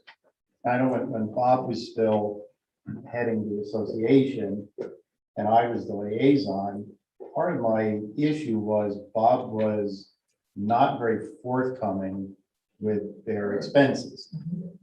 And again, it was kind of the same conversation with the fire companies at the time. It's like, we're supporting you through a tax, then we need to have some accountability there. And with Bob, it was always kind of shadows and mirrors and smoke and so forth. I do want to thank you, gentlemen. I think we have a lot more insight into where their expenses go. But to me, then there's still the question, if we're looking at possibly increasing, even a percentage of a mill, then we have to have that oversight, because then we're the stewards of that money. We need to know where it's going, and how it's being spent. And at some point, does the ambulance association remain a separate association? Does it become part of Muhlenberg Fire and Rescue? Those are decisions down the road because we're controlling part of that money. So I do appreciate the fact that we have a lot more insight into where those expenses are and what the issues are. And the arguments as to how much Laurel supports or how much Alsa supports, those are conversations that have to be had. It's just who has to have them. Do we do it at the county level? Do we do it through First Municipal Partnership? The fee idea to me is it's a kind of fair way to leverage that cost. But then, to Mike's point, it's one of enforceability. Again, I think How we do could put a fee on the tax bill as a fee. And we can also do a tax if we wanted to, right? As a first class township, we can do a tax, I think, on ambulance service, I think. We can, but I think the question is, can we do a flat fee or does it have to be village? Okay, yes, I'm not That's sure. the I thought we could do a fee, but I could be incorrect. I was trying to read the first class township code, but Do you that, have it with you? No, Yeah. well, yeah, I'll start. So the question then is, if it's a $40 fee, but we still have to pay this additional fuel costs and everything else, why not a $50 fee? Cover everything, instead of these additional cost things. right. Mhm. Secondly, when you buy two vehicles at the same time, 200,000 miles from now, you're gonna be replacing two vehicles at the same time. It's what we've traditionally done. Every 8 years, we buy two. Buy one every 4 years, do whatever, but split it up. Yeah. We just had the same conversation with the police cars and the public works equipment. Years ago, the township used to buy half a dozen trucks at the same time. Guess what? They all wear out at the same time. Let's develop a vehicle replacement. Yeah, so Because the last two were purchased in 13. 2014. 14. Split it up. What we do is we run two at a time. We have two as backups. So we rotate them as twins going through the system. So when 1 and 3 are running right now, 2 and 4 are out being maintained and serviced. That sounds good. And the way that's going right now, it gives us about 3,000-4,000 miles on a truck. So it's perfect for doing the maintenance, keeping up with them. I got that, but you could still split it up by purchasing one at a time. Agreed. Do you have staff to run the four at the same time? Like right now, Call line doesn't have to take to run the 4 trucks all together. Okay. Right now, if one of our trucks went down, the two trucks that are being PM'd, one's at the shop, can't get parts, the other one's a little broke. We don't even have a spare truck. We'd have to go to one of the other agencies to borrow one. If you were concerned about where the money's going, I do monthly reports of what our reserves are in the bank. And I do a profit and loss and budget on a monthly basis.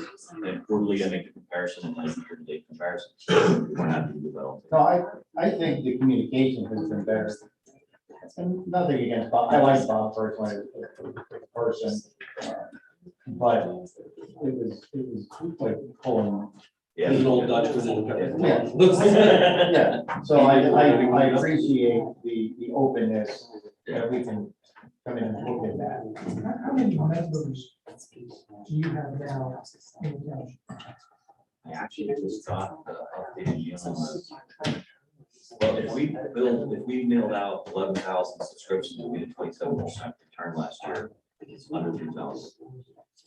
The way I look at a fee, those 3,000 people actually are probably gonna save money, Yes. Yeah. because they don't have to pay the membership fee. It's gonna be, Household is 60, a single is 40. So if we charge everybody 40, they're actually cheaper than paying for a house. and everybody basically is paying for those. You probably, I don't know, what's your debt service on your equipment? What do you pay in your own? Debt service on the ambulances. Yeah. That came back, I believe, at 4.5%. Now, how much cash, how much do you pay? What's your payment per year on the ambulances? Is $18,000. it the 18 that you're asking for? $36,000. So $36,000 a year. Yeah, but that's only on 2 units, It's on 2 units. 2 units. Are the other units So- paid off? 72. All right, let me. Yes. The- I believe the only debt that we have right now is those two ambulances. So you pay $72,000 a year for those ambulances, is what I'm hearing, right? 36. 36. Yeah. Okay, and how long are those out? Are they 10-year loans? Are they 5-year? That will be 5 or 6 years. So really, if say, I'm just thinking out loud. 6. So we bought the ambulances from them and and we own them and we lease them back to them for $1, saves them $36,000 a year. And they're ours. For 5 years, yeah. I'm just thinking out loud. That helps their operation. I'm gonna think out loud then. You're in business, right? You know, we're an ambulance association as a business. We own somebody else's equipment, lease it to them. It just doesn't feel right. Well, I think long-term, Butch, the reality of EMS in Pennsylvania is unfortunately, one day you're gonna be part of a township or you're gonna be part of a health system, right? Right. So why not start owning the apparatus, the similar situation that we kind of blew it with the fire trucks, and I'll take blame for it, I was on the board. If we're gonna invest taxpayer dollars and stuff, the taxpayer should own it. Exactly, So that's what I'm saying. exactly. But then again, I'm not saying to do that, I'm just thinking out loud, how to reduce the if operation. we own it, then we're gonna wind up everybody and their brother owing money to the township, right? The only question I would have, I would just say. looking at it from a resident standpoint of view, being is that they're running emergency calls constantly, God forbid, a bad accident occurs. It's not gonna work. And, you know, if someone goes to sue, you are tied back into that now and gonna get named in the lawsuit because you own the equipment. I'm just thinking out loud. No, This is what we need, we No, need yeah, input. so we would yeah. be, we would be protected from an indemnification standpoint. I hear you, but Okay. I do that for a living, so I'm not as worried about that. I'm not saying to do that, but I'm just trying to ease the what we pay every year that we could help, thinking 10 years down the road when it's going to be Muhlenberg Fire and Emergency Services. Let's not kid ourselves. It's unless the Commonwealth steps in or the county, which we've been trying to do so with the county for years. It's like, when I was in the county, the only canine, why the other departments have, you know, anyway. I don't get on my own. But I guess what we have to do, I can't find it in the code, Jim. I'm Yeah, working my way through it. but I think you can put, if we're able to put the trash and recycling fee Mike, so when. Trash and recycling, you were, that was earlier. Right. I'm still, I guess I was thinking if they allow you to put a fee for that, you could put a fee for That's what ambulance, I'm but maybe it saying. has to be an It's- ambulance tax. Technically, wouldn't it be, but then we I would like nothing more than to put the trash and recycling on the tax too. Is there any I other think our collection rate will be much municipalities higher. do. Do or don't. that do? And then we could save a couple thousand a year. Fleetwood, Spring Township's all one, right? They're EMS. Western Berks covers Spring Township, Lower Heidelberg, South Heidelberg, West Reading, Wyomissing. but are they owned by the municipality? No, Is there any other municipalities that own ambulance? City of Reading. And look at them. the city is the only municipal EMS service, which is in the fire department. All other organizations are nonprofits except for Kutztown. That is a privately owned business. And do they get any support from Kutztown Borough? That I don't know. That whole section, that's kind of a hot mess, and they charge astronomical fees too. It's also for sale. Yeah. They actually went out of that business. So they have an ambulance service, a private ambulance service that's for sale? It started off as a transport service, and they wanted to make an advanced life support service up there. They kind of just tagged it all on together. It's actually a dual entity, but it's all private business. That's Medevac, That's a different. Lehigh Valley Hospital. appropriate funds towards ambulances and rescue. Appropriate funds. Ready? Yeah, go ahead. What section are you on? On section 1502.18. Oh, I'm almost there. Ambulances and rescue and life-saving services. The Board of Commissioners may acquire, operate, and maintain motor vehicles for the purpose of transporting sick and injured individuals to and from hospitals. Number 2, appropriate funds towards ambulance and rescue and life-saving services. 3, enter into contracts relating to rescue and life-saving services. That's the extent. So appropriate funds, Which is what we do now. yeah, it's tax. Right. So we gotta get legal. Yeah, I'm not sure it can be a fee. I know it can be a tax, but Here's- I'm not sure. Here's another mention of an annual tax not exceeding 1/2 mil for the purpose of supporting ambulance rescue and other emergency services, including the township, except as provided in subsection C. So we can only go up to 1/2 mil anyway. What's subsection C? Well, the township may appropriate up to 1/2 of the revenue generated from a tax under this clause for the purpose of paying salaries, benefits, or other compensation of employees of an ambulance, rescue, or other emergency service serving the township. It goes on to talk about an annual tax not exceeding 5 mils to create and maintain a revolving fund to be used in making permanent street sidewalk. We're getting out of ambulance, my apologies. The tax for supporting ambulance and rescue squads serving the township shall not exceed the rate specified in subsection A. That's subsection C. I don't know. And this is why you need, you know. This is why you need, see? This is why we need somebody to do that.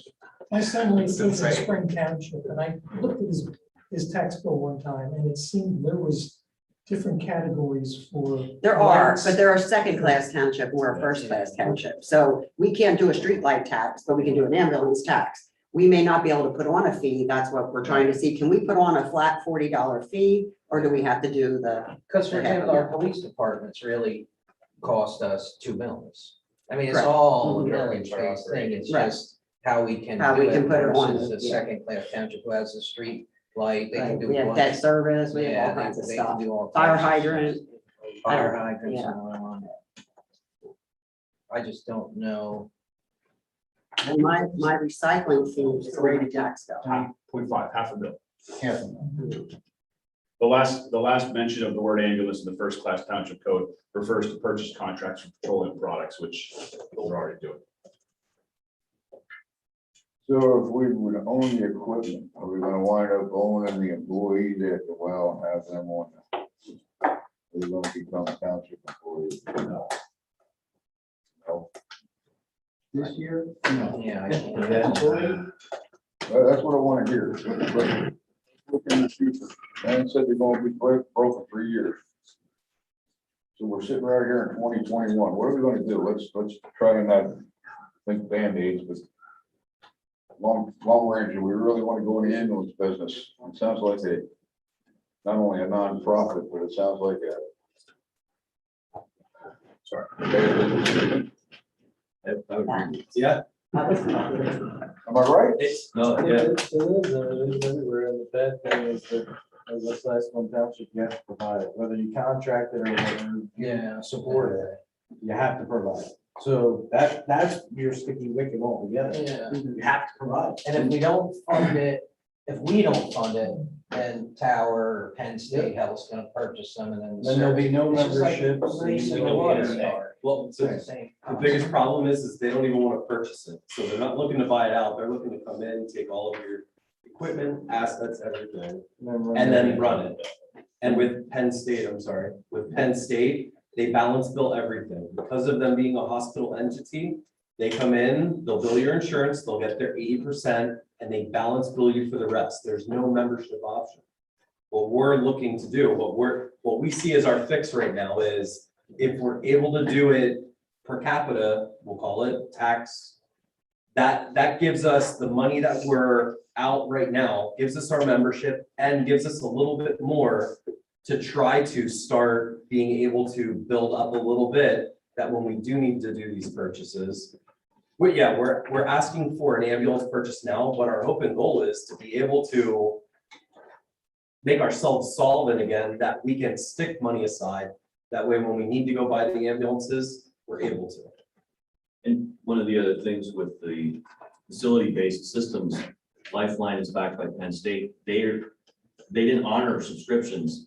And then we bill $1,500 for a paramedic in the back doing the needles and the cardiac stuff. They bill $2,500 and they don't have a membership. There are municipalities that actually drop Lifeline as their primary provider because of that. It was a very negative impact financially for the elderly population that is now getting balanced billed that difference, and they have no subscription to do that write-off.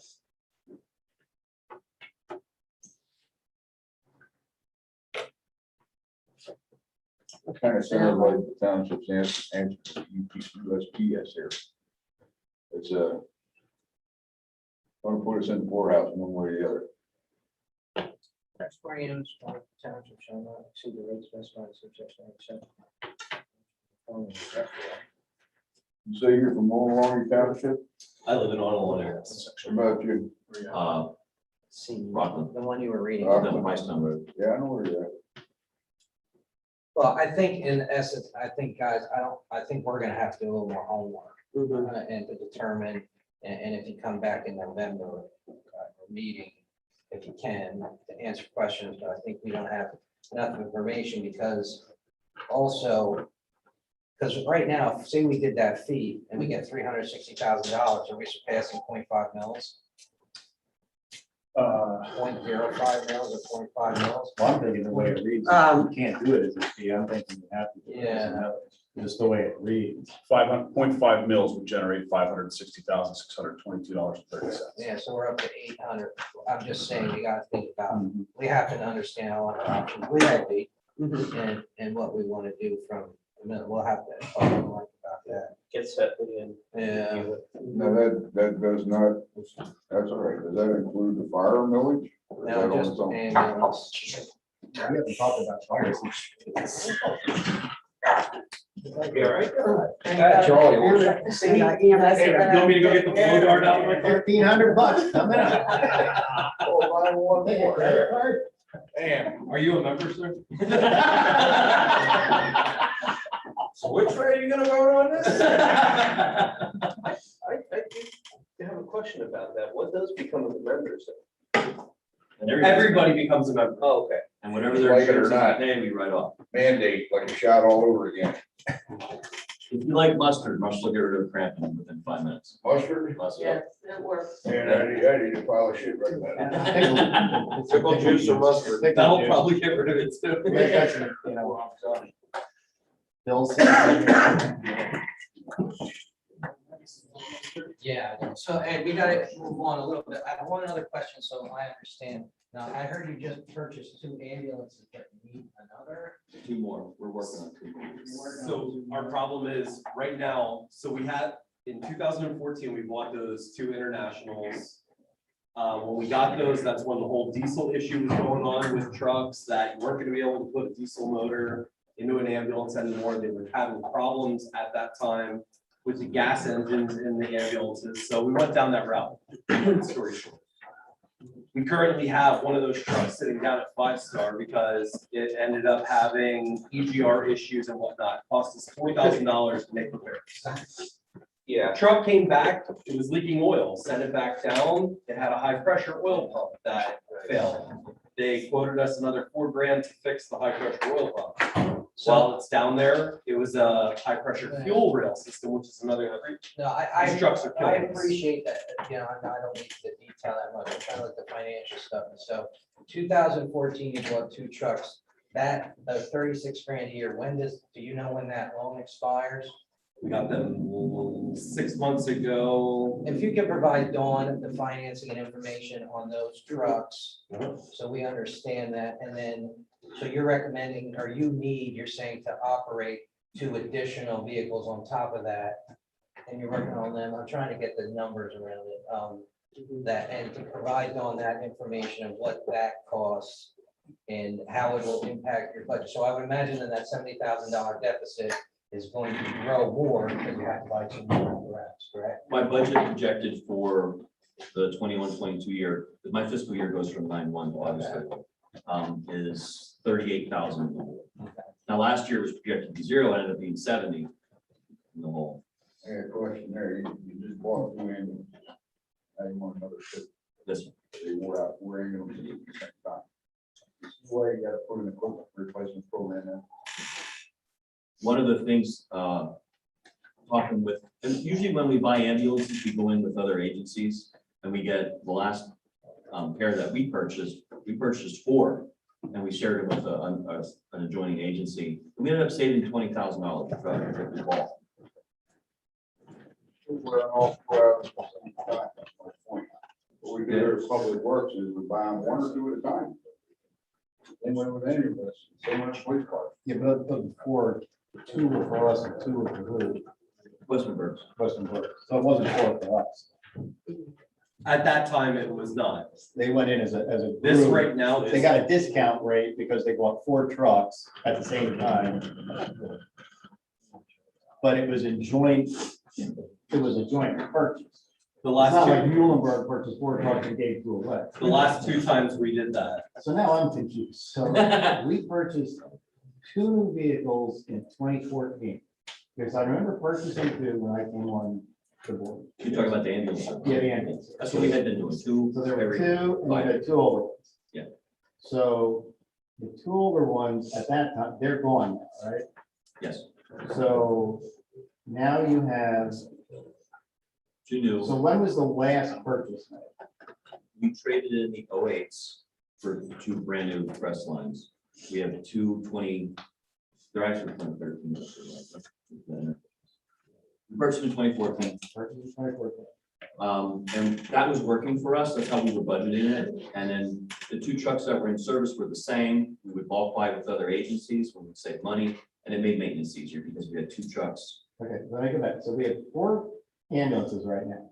We- There's 4 actual trucks, Mhm. 2 of which were purchased in 2014. When were the other 2 purchased? How old were they? 6 months ago. 6 months. Okay. So I think they're looking to help pay for one of those. We skipped our rotation and when we were talking about getting help from the township. And we were looking at doing the tower health. So what we looked at was the sale of the 4 trucks that we had, the 2008 Westernbergs ended up buying them. They're going to re-chassis them because they fit their model. Because they have 2 of those trucks already that they re-chassis and it works for them. We bought 2 new trucks to replace those. The sale of those 2 trucks and the 2 trucks, the 2014s that we have, will all but pay for one of these new trucks. And re-chassing only saves you like $2,000 and gets you a refurbed box and a new chassis without a warranty. And I'm just now looking at it from an age standpoint. But- So if this were to go through, you would, the ones that were purchased in 2014, We're working on selling them right now. Met with a company from outside of Pittsburgh yesterday. And one of the things we're talking about doing is the next time we do trucks is leasing them and doing one a year. So if somebody purchases two 2014 trucks, what do they do with them that we can't do? They're doing standbys at motocross. They want the bigger trucks because it gives more room for the people to sit. That's exactly what he told me yesterday. They don't want to run Standbys for what? motocross racing. I'm so confused. We're not doing something like that, are we? Yeah, we run emergencies. We don't do I'm just trying to figure transports. out. No, you're, that's, how many ambulances do we have? I guess. 4. We have And four. how many do we usually have? We have Four, four We usually ambulances. have four. So, but why are we selling 2 of them then, if we always have 4? I'm confused. Because they We're were already buying replacing them. So we really only have. Oh, you want to buy 2 additional to the 2 you bought 6 months ago, so we have 4. So, Correct. Okay, And that's So what my just- question that's is, what I'm if trying to somebody understand. else is willing to buy a 2014 truck to put into service somewhere, what are they doing with the truck that we can't do to keep them a little longer because we just purchased 2 trucks 6 months ago? They're not getting as much mileage. He told me they're not looking to put miles on it. They're gonna sit at a racetrack. That's the trucks that they're gonna use to care for people at the race. But if these 2 2014s are standbys for us, They're not. They're not for us. We have to run them as first 2 trucks every 2 months. We want to get rid of them because the one truck this month alone is costing us over $10,000. why do we have to run them every couple months? Why aren't we just running the 2 that we just bought? In order to maintain them. They would never last the 12 years that we're running them now. We get more longevity out of our 911 trucks than the average company does, because what we do is we put 2 in at a time, run the beams off of them. At 60 days, we pull them out and they're due for their regular oil change, alignment, fix everything. And then we take the 2 that just got done getting repaired at PM and we put them in the run for 60 days. Okay. So every 60 days, we're rotating 2. Yeah. And right now, those 2 down trucks, if one of our inline trucks would break right now, we'd have to go borrow one because they're the ones out on its $11,000 repair for the 2 new trucks. We can't keep in service for 60 days without sending them to Highland to get repaired. All right, that helps. Yeah. so as of right now, you're spending, you're appropriating $36,000 a year for the 2 trucks you just bought 6 months ago. That's what you're saying. So I understand, right? That's what I Yes, asked. that's So right. what you would like some support with, or what you're hoping the township does, is the 2 new trucks you need to help offset that cost. You're not paying another $36,000, which would mean you're paying $72,000 a year for equipment, correct? Is my math After they correct? buy the new ones. yeah. If you buy the new ones. So if the township supported you with $72,000, trying to do the math, and that helps your operational budget, obviously $72,000, and what's almost your deficit next year. Yes. We're only asking the township for help with 1 truck. We knew that we had to replace 2 of them. So we had that figured and factored in. The sale of the 4 trucks would pay for the 3rd truck, and if the township can help us with the 4th truck. That's where we were at. We're not asking you to buy us 2 new trucks because we're, So I appreciate that. I'm just like to push it along. But if you did get this fee, would you need that $36,000 annually from us? No. not annually. I mean, what we were asking for was the help with that 1 truck because of back in 2014, 15, when we had money that was being set aside by the township. And then that money was withdrawn, I guess, for the township building, is what my understanding was. All right, it's tomatoes, tomatoes. Yeah, Everyone's just exactly. bringing up this money we put, it's just, it was general unassigned reserve balance. I don't know, all this Yeah. kick about this money set aside. We're gonna spend it whenever we spend it. I mean, that's just, anyway. I understand your point, but it's, everyone keeps harping back to that. We did it purposely because we needed the cash, and we thought if we have unassigned reserve balance and they need an ambulance, we'll just buy it. Right, and we put it in the apparatus fund not technically an ambulance fund, no, right? So that So we- $2.5 million of reserve includes $150,000 of the ambulance money. So let's not like keep talking about that. It's just not, I think we get off topic and Right. focus about it. But our decision has to be, and we didn't even talk about the chief and his request about the increase in pay. If we increase the fire millage to cover what the chief would like done, then we would roll in any increase we would want to help support them if they're out of that. Right. So that would be the decision I think we're at. So instead of piecemealing it and doing it, unless you just want to do it for the chief and fire and you want to exclude ambulance, I think ultimately, correct me if I'm wrong, everybody, I think that's the decision we have to make. Are we gonna raise the millage? And, because we have to, if we accept the chief's request.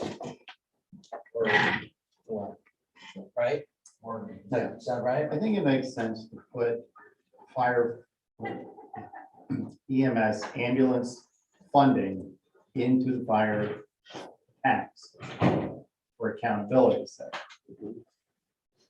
I think what we need to do, in my opinion, I think we need to talk through the chief's request here.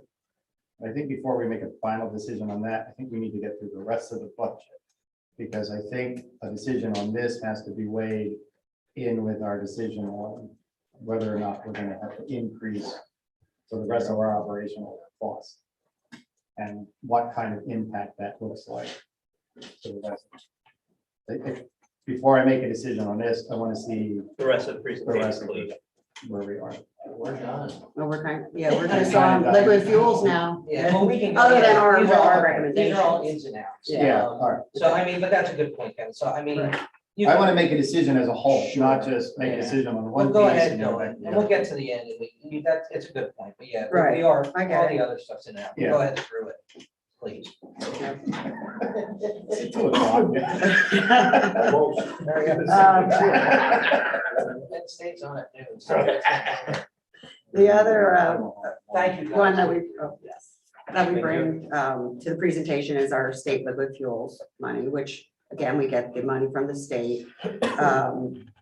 What we pay out of that money is our electric bill, so we can reduce the expense on the general fund and our annual debt service on our PIB loan.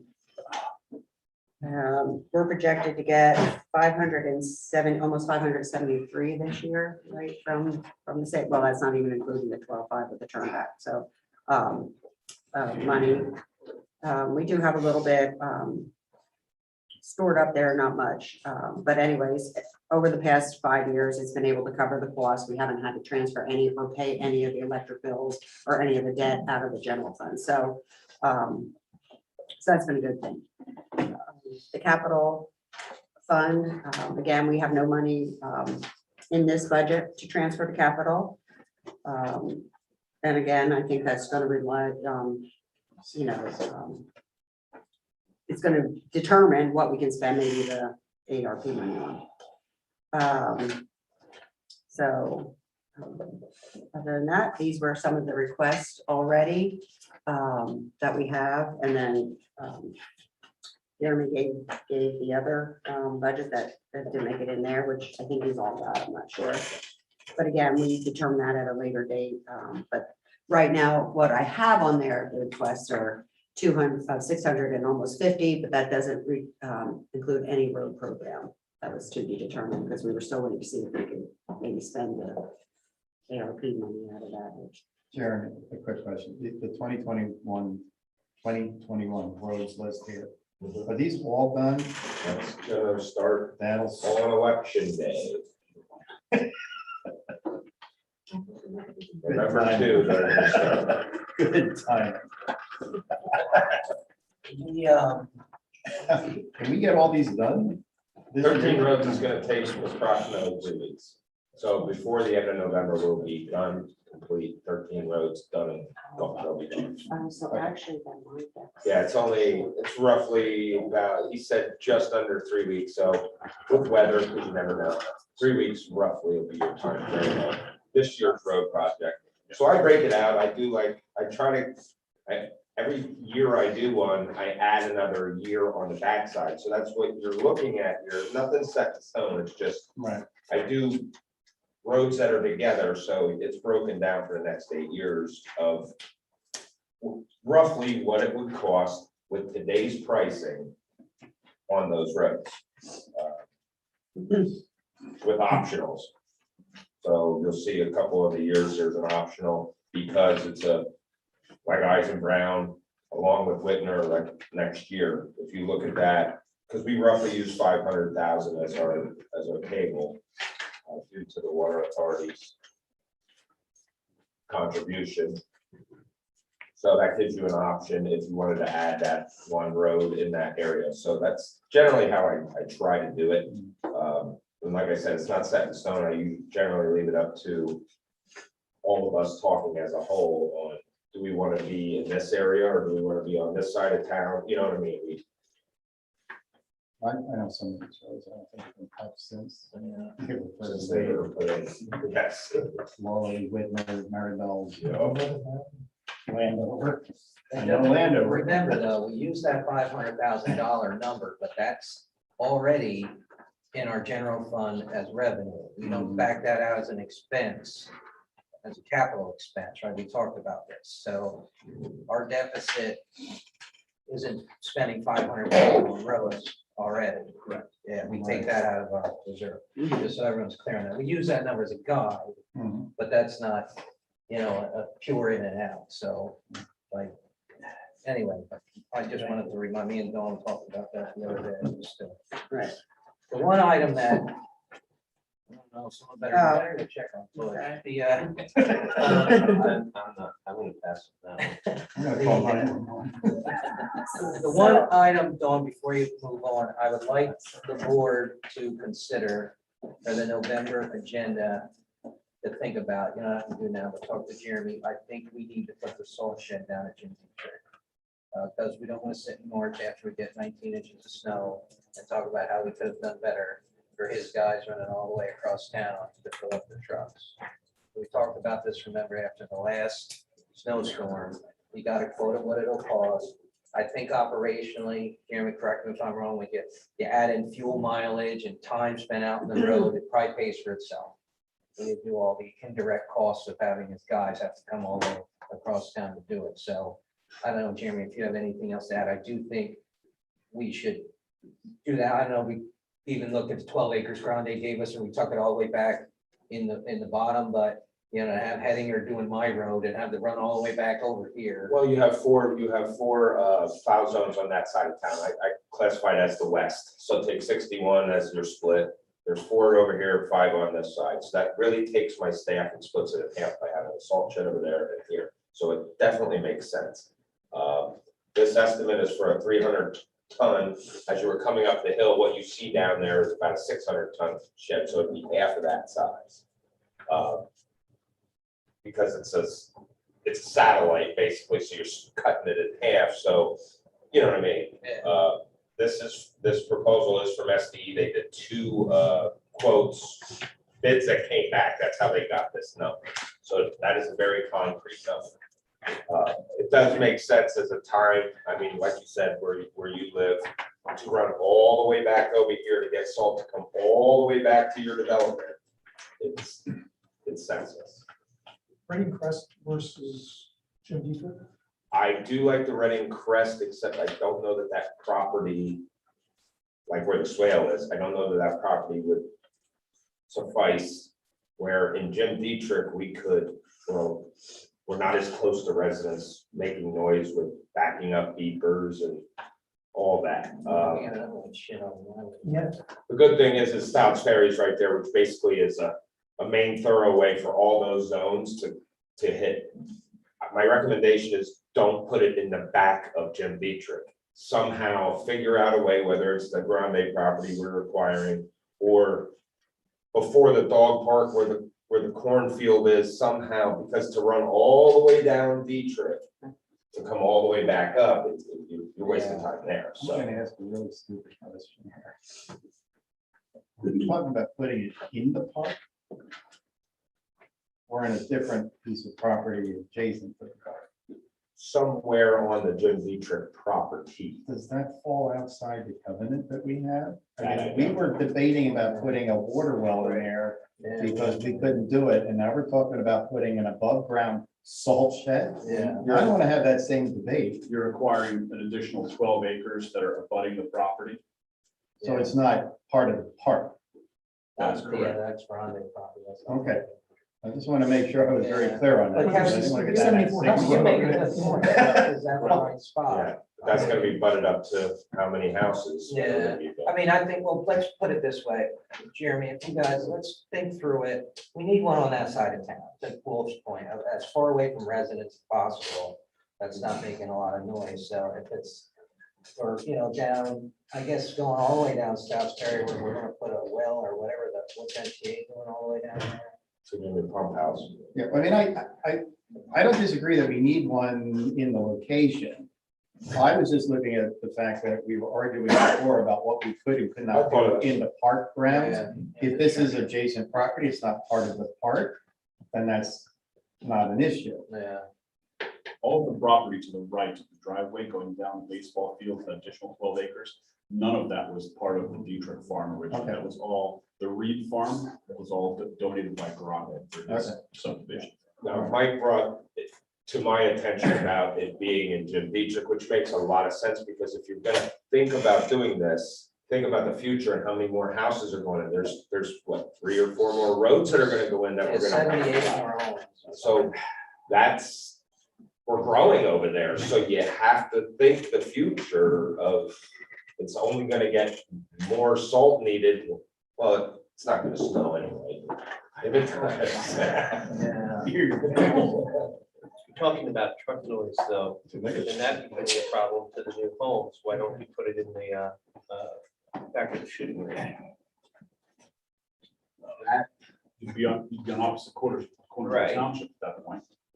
The reason we wanted it closer to that side is because think of the population Right, on that side location. of. Yeah, I get it, but you're also amongst the houses there. Yeah, I mean, where if it's capable, because I don't know the agreement you guys have with the Dietrich family. If I was to, if there was no rules, I would put it before the woods, before the dog park, close to Stoutsbury. No one will hear you, and it's not really impacting the look of the park. There's a cornfield there now. Now, I know future plans were soccer fields there and other things, but you have the wood buffer, so people in the dog park don't see it. And it's literally right inside the roadway, so it's quick in, quick out. You're far enough away from residents that they won't hear you. How big of a shed is that? Half the size of the one that's down, very small. It's not very small, it's 300 tons. Well, I mean, we can go anywhere. I ran with the Jim Dietrich with my. right there where you're looking.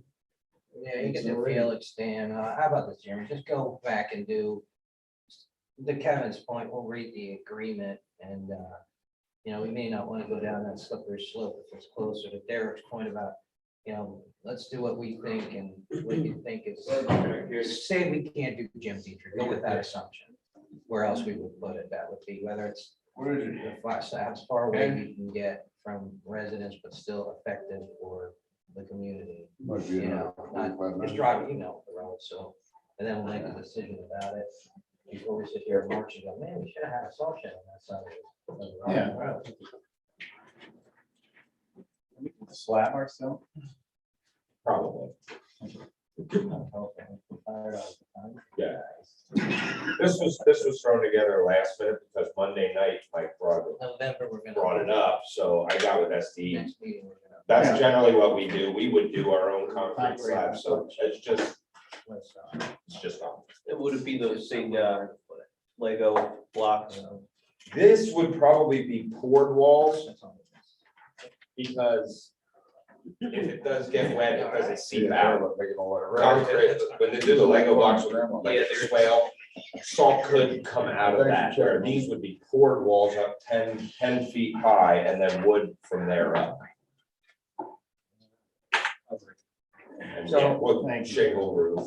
So Jeremy will come back with a recommendation for the November meeting, not to exceed $200,000 in an appropriate location, considering Jim Dietrich or not Jim Dietrich. Because Kevin's point, maybe something just went over the way. Right.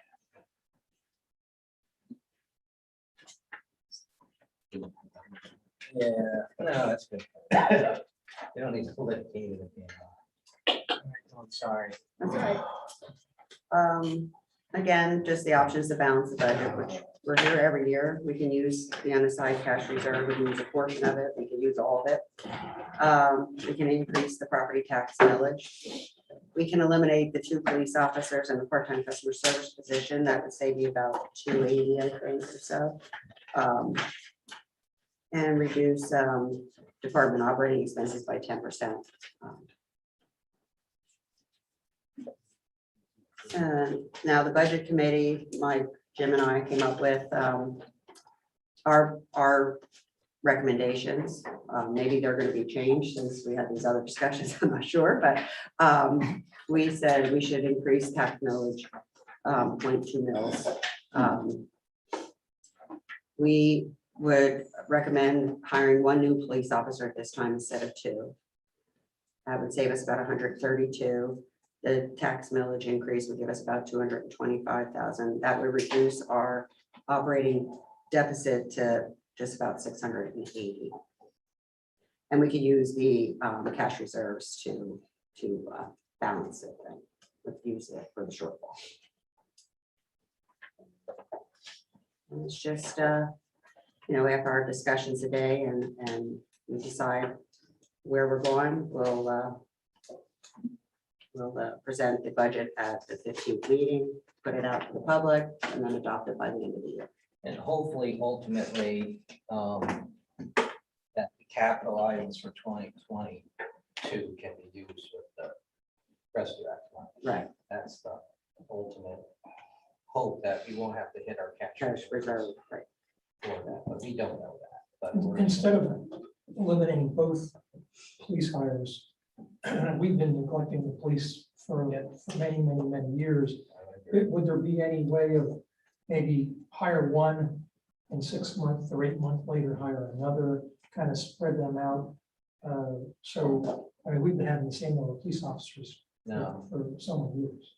I would agree. I mean, yeah, it's just, I think the chief, we haven't invested in the police in a while. I think 2 new guys will help. I mean, they've controlled over time pretty well, like, burnout in this world now. I'm for investing in 2. If we delay one, chief, I don't know if that makes a big deal of civil service or any of that stuff, but, staggered just from a fiscal impact. I mean, that's playing with the numbers. There again, it becomes an employee replacement program. And if we stagger, we can get more mileage out of stuff. People. We're undergoing background investigations right now from our current civil service list that we have. So chances are we're not going to be able to get someone into a January Reading Police Academy class if they don't always have their certification. At least one of the 3 or 4 we're looking at has a certification. It's currently a police officer somewhere else, wants to come on board with us. So theoretically, we could do one in the early part of the year. And the next police academy class would be in July. We could hire a second hire that doesn't have the academy then. The state has upped a little bit. They pay for some of the salary while they're in the police academy also. So we get some reimbursement from that. And the other thing I'll mention is we're rarely at the top of our authorized list anyway, with people leaving, either new hires that don't work out for us, retirements, and once in a while you have a termination or somebody goes somewhere else. So if we're budgeting, if we go up to a number of officers, chances are we're not going to be there very long anyway, save some money there. But what I'm trying to do is I'm trying to get these extra 2 guys on the day work platoons. They work from 6 a.m. to 6 p.m. It's substantially busier than our night work platoons. And those guys are getting burned out sometimes, and there's oftentimes where we have three officers working. So we can't do anything extra. We can't really pay attention to schools, we can't ride trails. We can't do community policing or community contacts, because the other day we did calls stacked up with 3 guys, and they do get burned out by when you have that kind of stuff consistently for 3 days. So 2 guys will help a lot.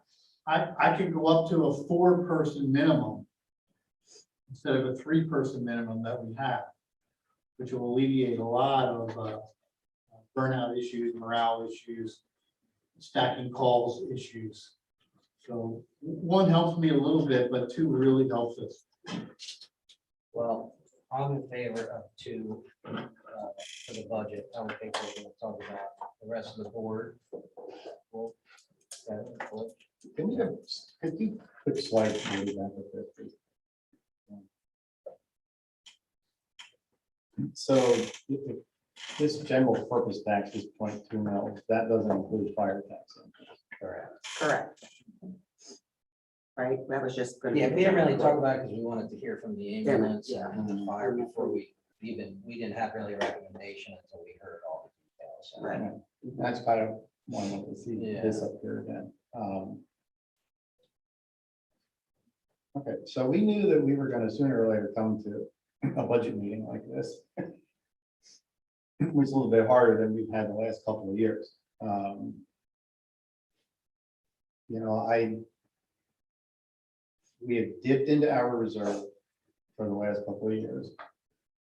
And we do good on the back end because our collections have been good and things have been coming in pretty good at end of year. Nobody really saw COVID coming. We've been holding the line with a lot of items. So we knew that sooner or later we were going to be facing an increase. And I think we've kicked it down the road as far as we can.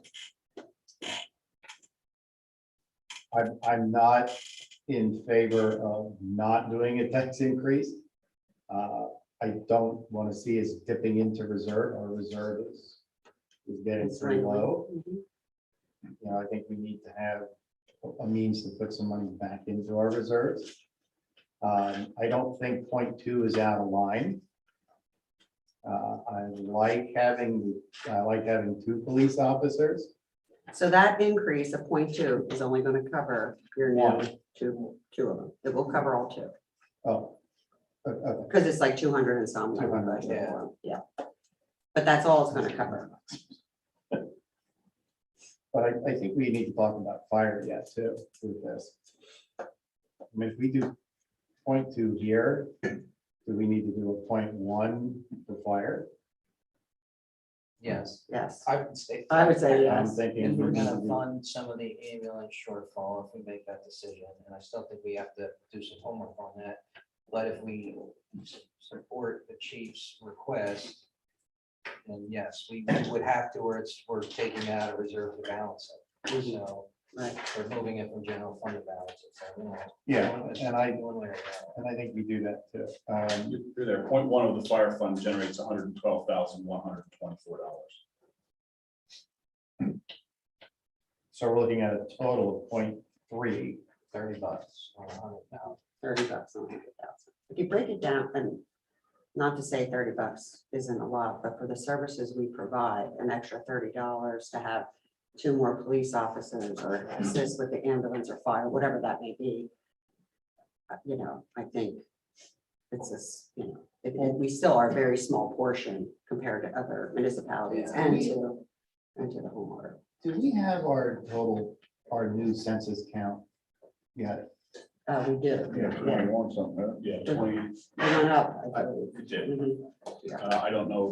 21.8, I think. Was it? It's, I mean, we were sitting at like 19,000 or something for a long Yeah. time, so now we're at 21, but I don't know the makeup of that. Like, I don't know yet. Not all of that data is available. yeah, I was just gonna say. we I only mean, just Are got the we numbers. talking working adults here? Are we talking Right, children? Are we talking? What's our average assessment? Isn't that $1,000? yeah, that's why I just used 100,000 to round it up. you know. I'm thinking we do a 0.3 increase.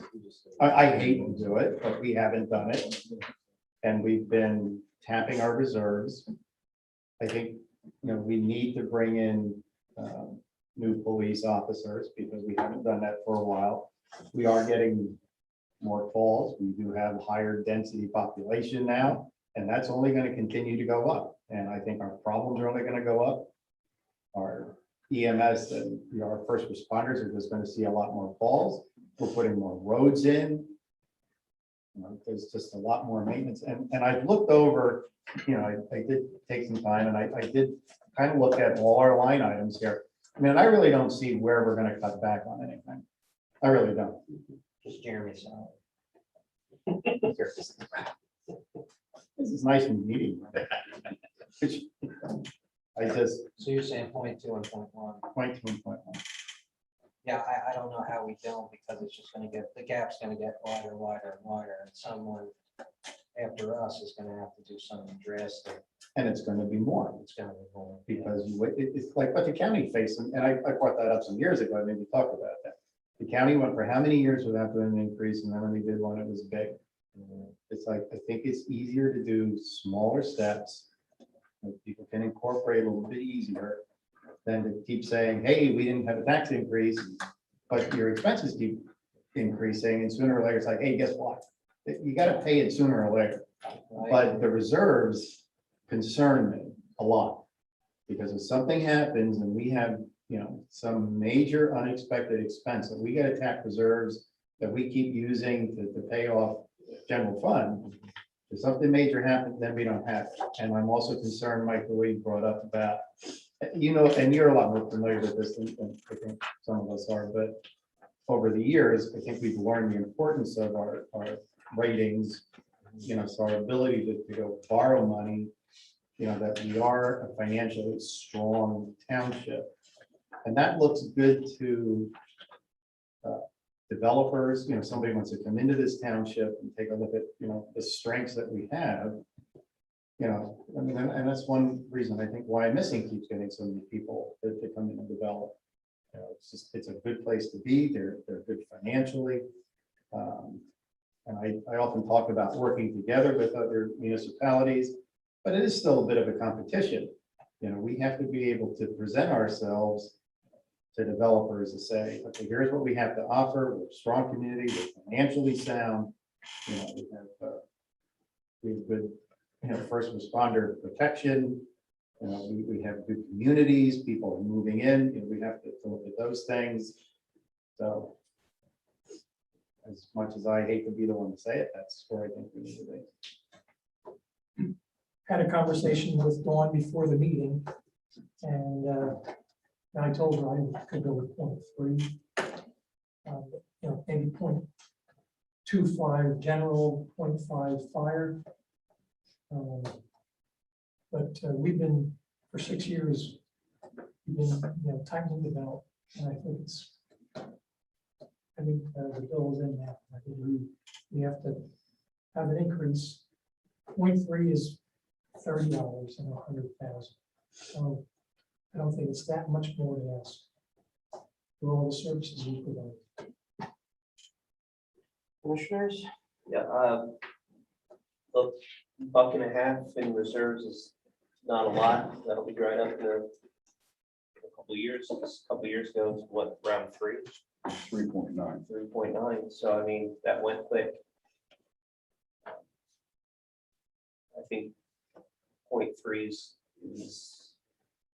probably what's going to be needed to stave off drying that up. Actually, at the end of the year, which is now 3.9, I'll be under 3 billion. That's 3.9 at the end of 20. We'll probably be back down to 2015 level. So Derek, you're okay with 0.3 Yeah. total? 0.3 total. To your Amongst the two. point, well, until I get a little more information on the ambulance, I'm not quite sure of the 0.5 versus 0.1 and 0.2 until I learn a little bit more from that.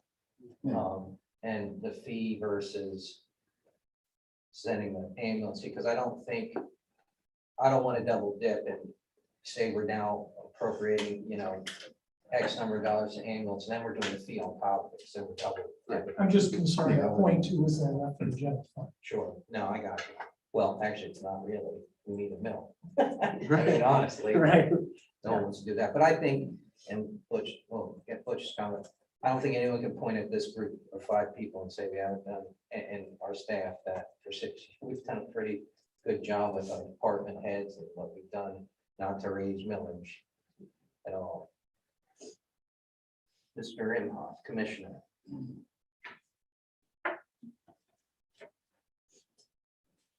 0.2 would be about as high as I'd want to go. As far as the fire and ambulance, I'd like to hear more. If we need to go half a mil or something. So it's 0.5, is that what you were talking about, fire and ambulance? That's what was recommended. But we don't. If you're talking to 3 million. You know, I keep thinking about the money that we have in reserve, and I know it's supposed to be for catastrophic issues, but what kind of catastrophic issues do we actually have? Unless we have a sinkhole that gobbles up half the township, that's a catastrophic. Other than that, what kind of stuff? Laura Lee cost us what, $500,000. What's that? Laura Lee cost us $500,000, wasn't it? Yeah. That was Infrastructure is getting I think it bad. was more, wasn't it? Yeah, it was a lot. There's also some very, very old aging bridges that we keep kicking the can down the road. One's on River Road. And maybe, and once again, I thought we allocated money for the one on River We're Road. working on the one on.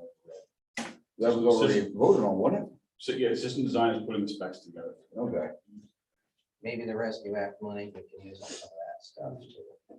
hopefully. But the thing is, we don't do anything, then we're gonna, our reserve will be over $1 million. Well, it will, because, If we, if we you- roads. yeah, if you look at the history, because we invest a lot in our township with our capital, you know, we're not we're not breaking even. So now we're depleting this fund balance. So to continue as is and do nothing, you're looking at, we end this year and we only have 2.5, because we can't touch the 3.5 right now. I mean, that's set aside. You know, you're looking in 3 years or whatever, it's gonna be gone. Then you have nothing. Then you will be raising. You'll raise it $1 million, because Right. that's the only way you balance the budget. Right. So, you know, I wouldn't look at it like, John, you know, we're raising on people. You're investing in their community. We could do nothing and no infrastructure and Oh, yeah. anything, and then our fund balance would probably go up. But we are continually doing I got roads, that. we're doing, you know, improvements and stuff like that. So, you know, unfortunately, I someone's got gotta that. pay for that. Right, but I meant, it's We not got a bad this. thing, because it's not like we're using this for our own pocket. You're reinvesting in the future. You guys have invested a lot of money. If you look at all the transfers we put into capital over the years, that's a lot of money that you're putting back in there. Sure, can you cut that down to, you don't want to spend any more than 250 or 300,000, but then you're gonna have, you know, equipment that's really, you know, whatever, or streets that have tons of potholes and all that. I mean, that's what makes our community look so good, is because we maintain. I got that. I'm just saying that. But you're comfortable with 0.2.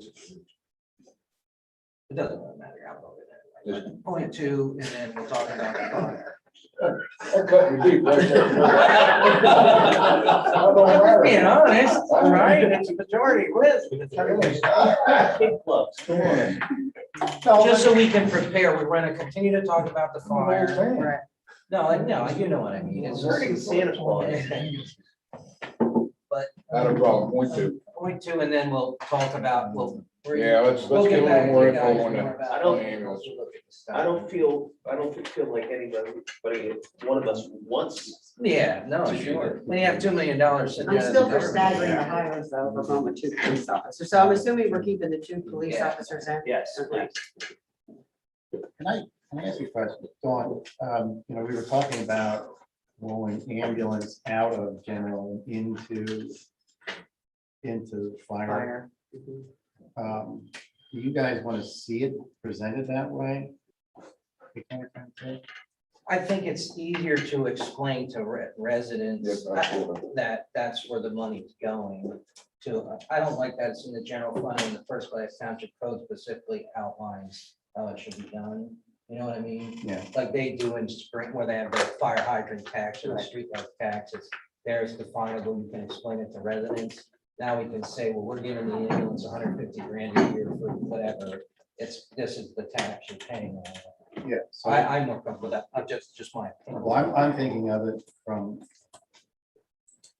how we do funding then, because if we see it as part of, if we just call it fire and EMS budget, then, that's gonna change this bottom line number here. Yeah.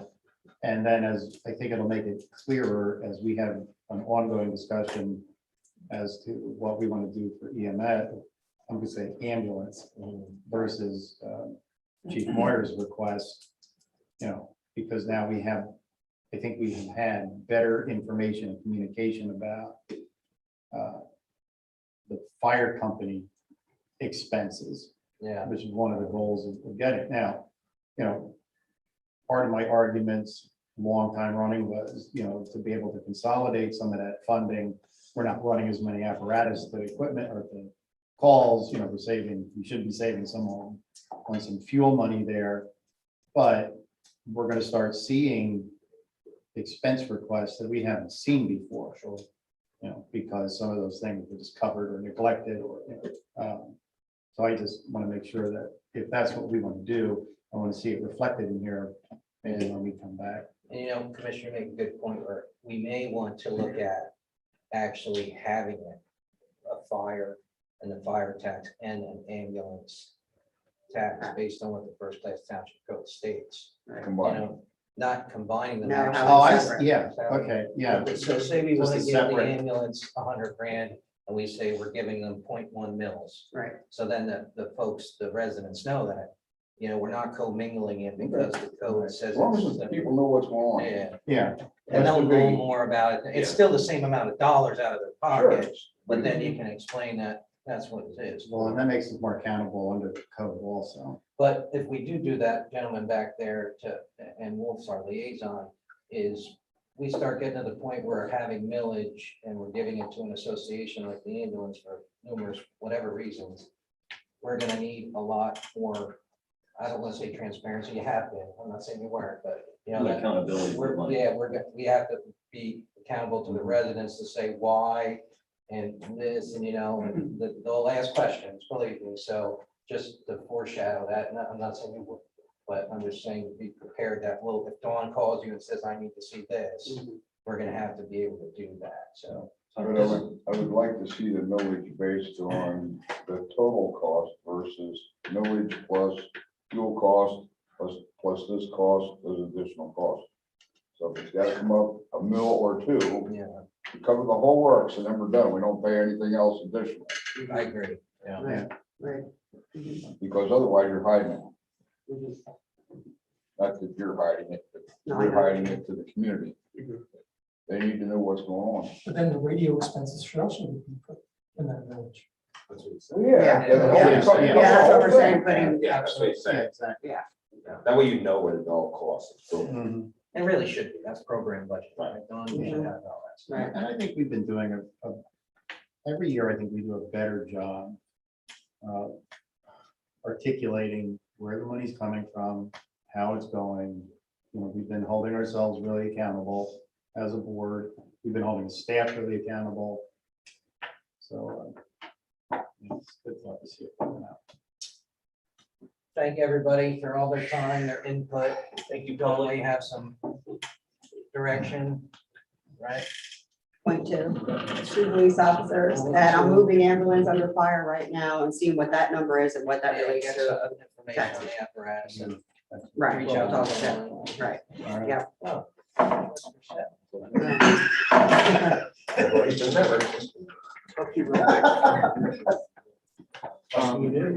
He's watching Yeah, on he's TV. watching- he's watching, yeah.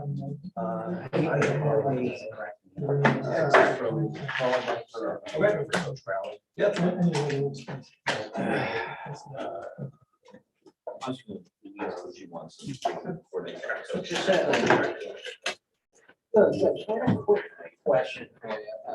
Maybe you can reach out to Yes. Dawn Go and see that street. about the ambulance. We're trying to decipher the first class township code about ambulance. Right. And You guys approved, millage. 2 months ago to have that. and- Right there. Let's say an ambulance being $40. Okay. Are you